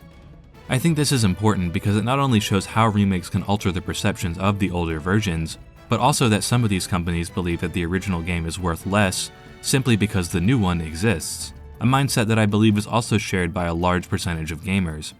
Just earlier this year, the internet was clamoring for a third remake of the original Resident Evil, without fixed camera angles or tank controls, because those are now seen as inaccessible to a modern audience, despite the fact that these games are still more than playable if you take the 5 minutes to adjust to their control scheme. Whether or not you believe this mindset to be reductive or stupid is ultimately irrelevant. The fact is that people with this mindset exist, and they make up a large portion of both the market and the people who make decisions regarding remakes like this. If you don't think this is the case, then let me ask you this. When was the last time you heard someone start with the original Kingdom Hearts 1 or 2 over their final mix versions? It might be hard to believe now, but Kingdom Hearts 2 was rather polarizing after its initial PS2 release. It didn't become the golden standard of action RPGs until its final mix release added a bunch of content, like the data fights or critical mode, to truly take advantage of its systems. When was the last time you saw someone play the original Wii release of Xenoblade Chronicles over Definitive Edition, the original Resident Evil trilogy over their remakes? In all of these cases, the re-release is seen as objectively better than the original version. Why? Primarily because they're closer to what we've come to accept as the modern standard. Can you really sit there and tell me that there isn't a fair number of people who just play the remake because it's closer to what they're comfortable with and call it a day? That never bothered to go back to the original release, even if it's for all intents and purposes a different game just because it's older. There are a ton of examples of remakes that have supplanted their original releases as the definitive or go-to version. Sometimes there isn't even a choice due to what versions of the game are readily available. Even Persona is a great example of this. When was the last time you heard someone play the original release of Persona 3 over FES, Persona 4 over Golden, or Persona 5 over Royal? While not full-on remakes in the same sense as Persona 3 Reload, those re-releases do embody a lot of the same aspects that make them the de facto versions of these games. They all have touched-up gameplay, new content, and quality of life additions, making them the new definitive versions. They set a precedent that the newest version of Persona game is the one you should play, because it's the most up-to-date. So I think it's hard to argue that Persona 3 Reload doesn't act as a replacement for Persona 3, especially for newer fans. Persona 3 is in a particularly rough spot because of the poor reputation of the tactics system. If you told a normal person to pick between a version of the game that lets you control your party versus one that doesn't, I think most of them would gravitate towards the former, because the original is different, it's not normal, and therefore sounds bad on paper. Sure, you can technically buy Portable on modern consoles, but I don't see many people looking at Portable's visual novel presentation and picking it over the premium presentation offered by Reload for their first playthrough. which is arguably the most important one because it sets the standard for what you think Persona 3 is. This is why I get so frustrated when I see Reload being touted as this faithful remake that fixed all the issues the original game had, because in reality that couldn't be further from the truth. The only way Reload can be seen as a faithful remake is by focusing only on the social and story sides of the game, but Persona is much more than just its story and characters. It's a video game at the end of the day.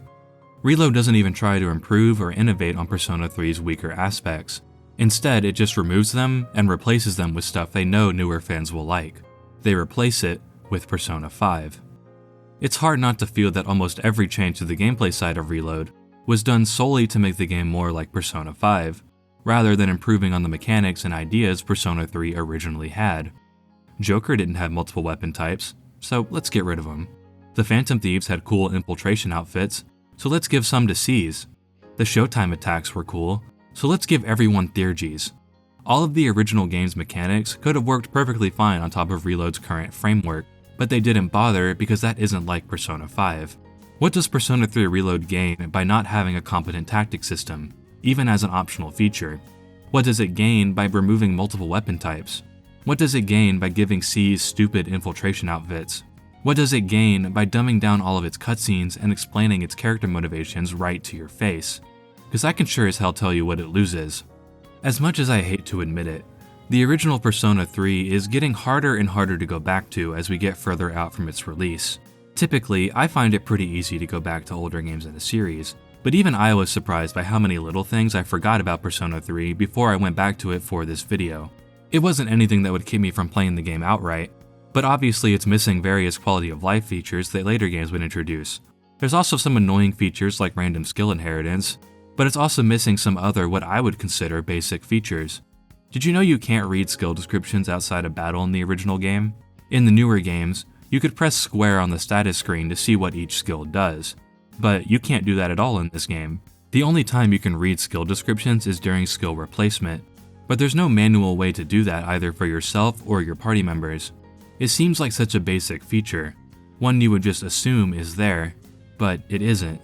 This, on top of Persona 3's generally slower game speed, can make it feel a little more frustrating to go back to than it's worth for some people. While I think it's still more than playable, I think it's important to look at it through the lens of someone who's going back to play it after Personas 4 and 5, because that's likely the context most people are going to be playing it in nowadays. Whether we want to admit it or not, the existence of playing these games does shape what we expect out of a Persona game, regardless of when it came out. It's not really fair to the older game, and you should try to have more patience and understanding when going back to an older game in the series, but that is the reality. It's sometimes hard to look at a game in the context that it was released in, when the experience with the newer games clouds your expectations. It's part of the reason I hated Persona 3 when I first played it. Being used to the newer games made it harder for me to appreciate Persona 3 for what it was. And while that doesn't make it okay, it is the mindset that a lot of people are going into this game with nowadays. The problem is, though, is that Reload in its current state only enables that flawed mindset. It could have easily made changes to the tactic system to be more approachable, but it doesn't, leading many people to come to the conclusion that it was a flawed concept from the get-go. I can't help but wonder what my experience with Persona 3 would be if Reload had been an option when I originally played the game in 2019. Would I have even given the original game a chance if it wasn't the closest thing to what I'd already played? Yeah, I hated most of that original playthrough, but at least I had experienced it all the way to the end, gave it an honest shot.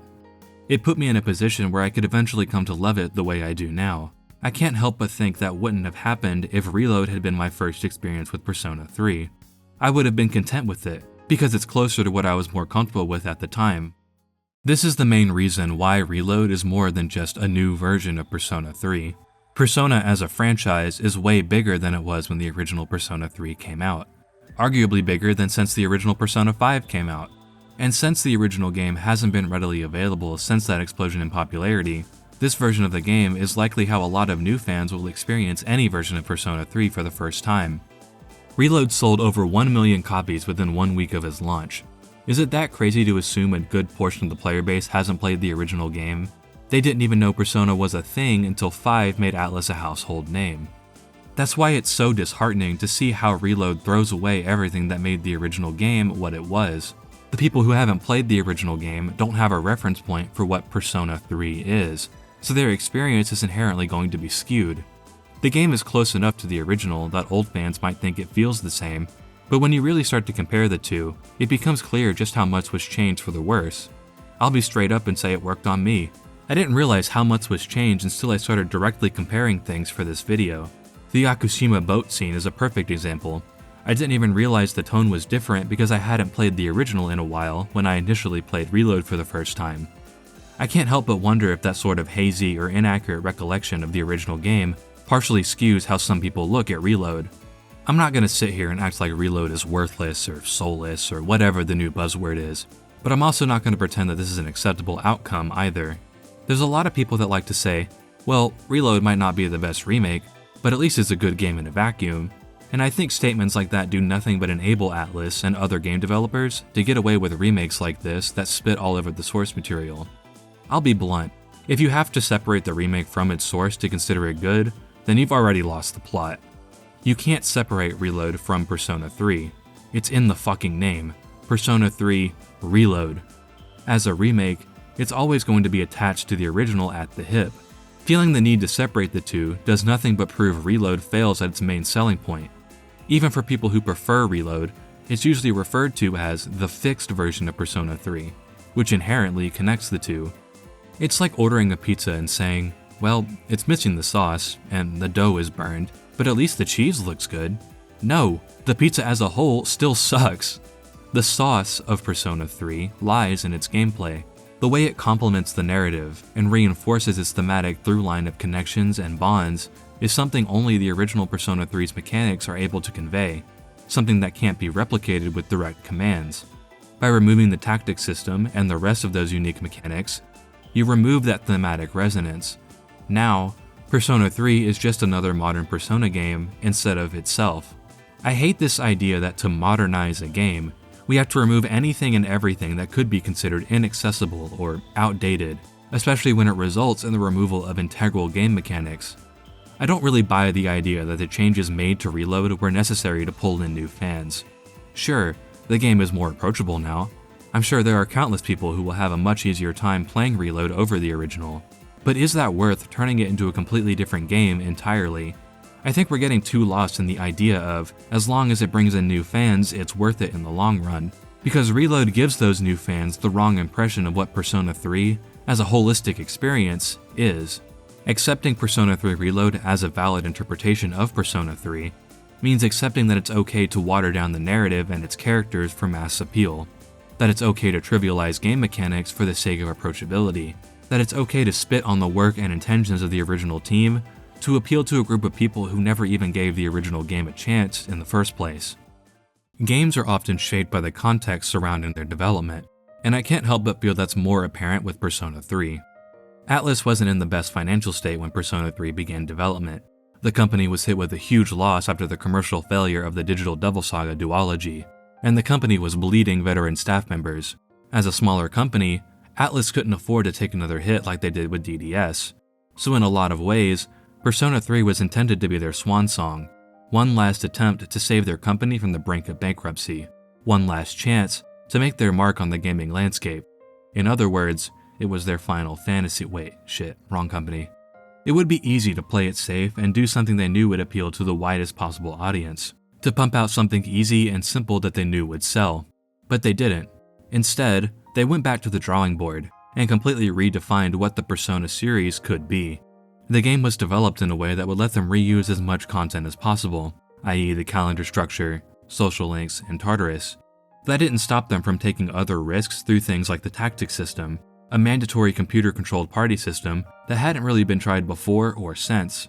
Despite how risky it was, their gamble paid off. The game resonated with a huge audience, and the game was a success. It allowed the company to stay afloat for the foreseeable future. Fast forward to now, and the situation is almost the complete opposite. Atlus is in the best state they've ever been in, with tons of successes under their belt. Thanks to games like Persona 5, they're practically now a household name. They finally had the resources and talent to give Persona 3 the polish it may not have been blessed with the first time. It's disappointing, then, to see them take such a bland and safe approach to remaking the game that saved the company. Their approach is almost the antithesis of how they approached the original game. Instead of taking the opportunity to experiment with Persona 3's ideas, like the tactics, jealousy, or fatigue systems, they just cut them out of the experience entirely, because that's not what Persona is anymore. Those things weren't in Persona 5. They no longer care about experimenting with what could be done with the medium, or going against the status quo, or even respecting the artistic intention of the product they're supposed to be remaking. Instead, they shaved off everything that could be seen as obtuse to appeal to the widest audience possible. What made Persona 3 special was the way it managed to tie its themes into the gameplay itself. Reload doesn't even attempt to replicate that thematic resonance. Instead, they gutted everything that made the original game unique, and replaced them with mechanics they believe are more desirable because they were successful in Persona 5. They made the game another cog in the machine of modern Persona releases. They effectively killed Persona 3. I think people often get too hung up on specifics when someone calls Reload a bad game. Reload is objectively a good game. There's so many good qualities in it, it can't possibly be bad. Yes, there are a lot of good things about Reload. It has great voice acting that really elevates a lot of the game's more emotional scenes. The new music is phenomenal, featuring some of my favorite new tracks in the entire series. The game can look quite gorgeous at times, but ultimately, those things aren't worth sacrificing the things that made the original Persona 3 the game it was. That's not to say that those aspects don't matter or that they don't end up enhancing the experience in some way, but ultimately, I don't care when the game part of my video game is butchered beyond recognition. There's no reason we should have to choose one over the other. These things could have existed on top of a more faithful remake of Persona 3's gameplay.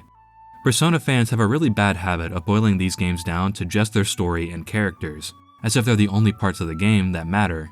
These aspects are important, no doubt, and it would be stupid to claim that they aren't a massive part of Persona's appeal, but the gameplay is the glue that holds these experiences together.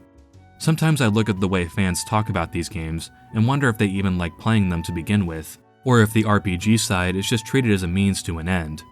Persona 3's mechanics are far from unsalvageable, but Reload doesn't even try to improve upon them because that's not what people liked in Persona 5. The fact of the matter is that Reload is the new default for most people experiencing Persona 3 going forward. Even with all my bitching, I would probably still point someone to Reload for their first playthrough of Persona 3.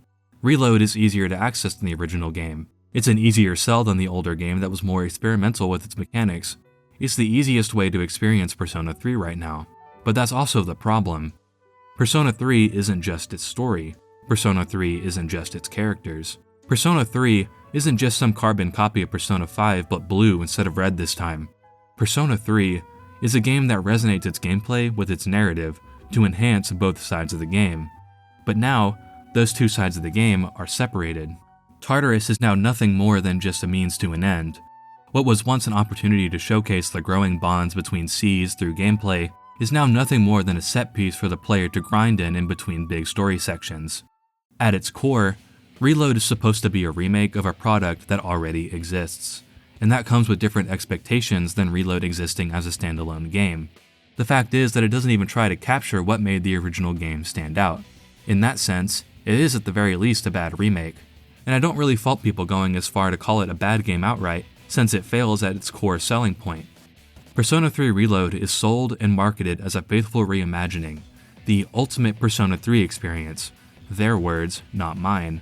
Reload can't even capture what made the original PS2 release so special, much less any of Portable's strengths.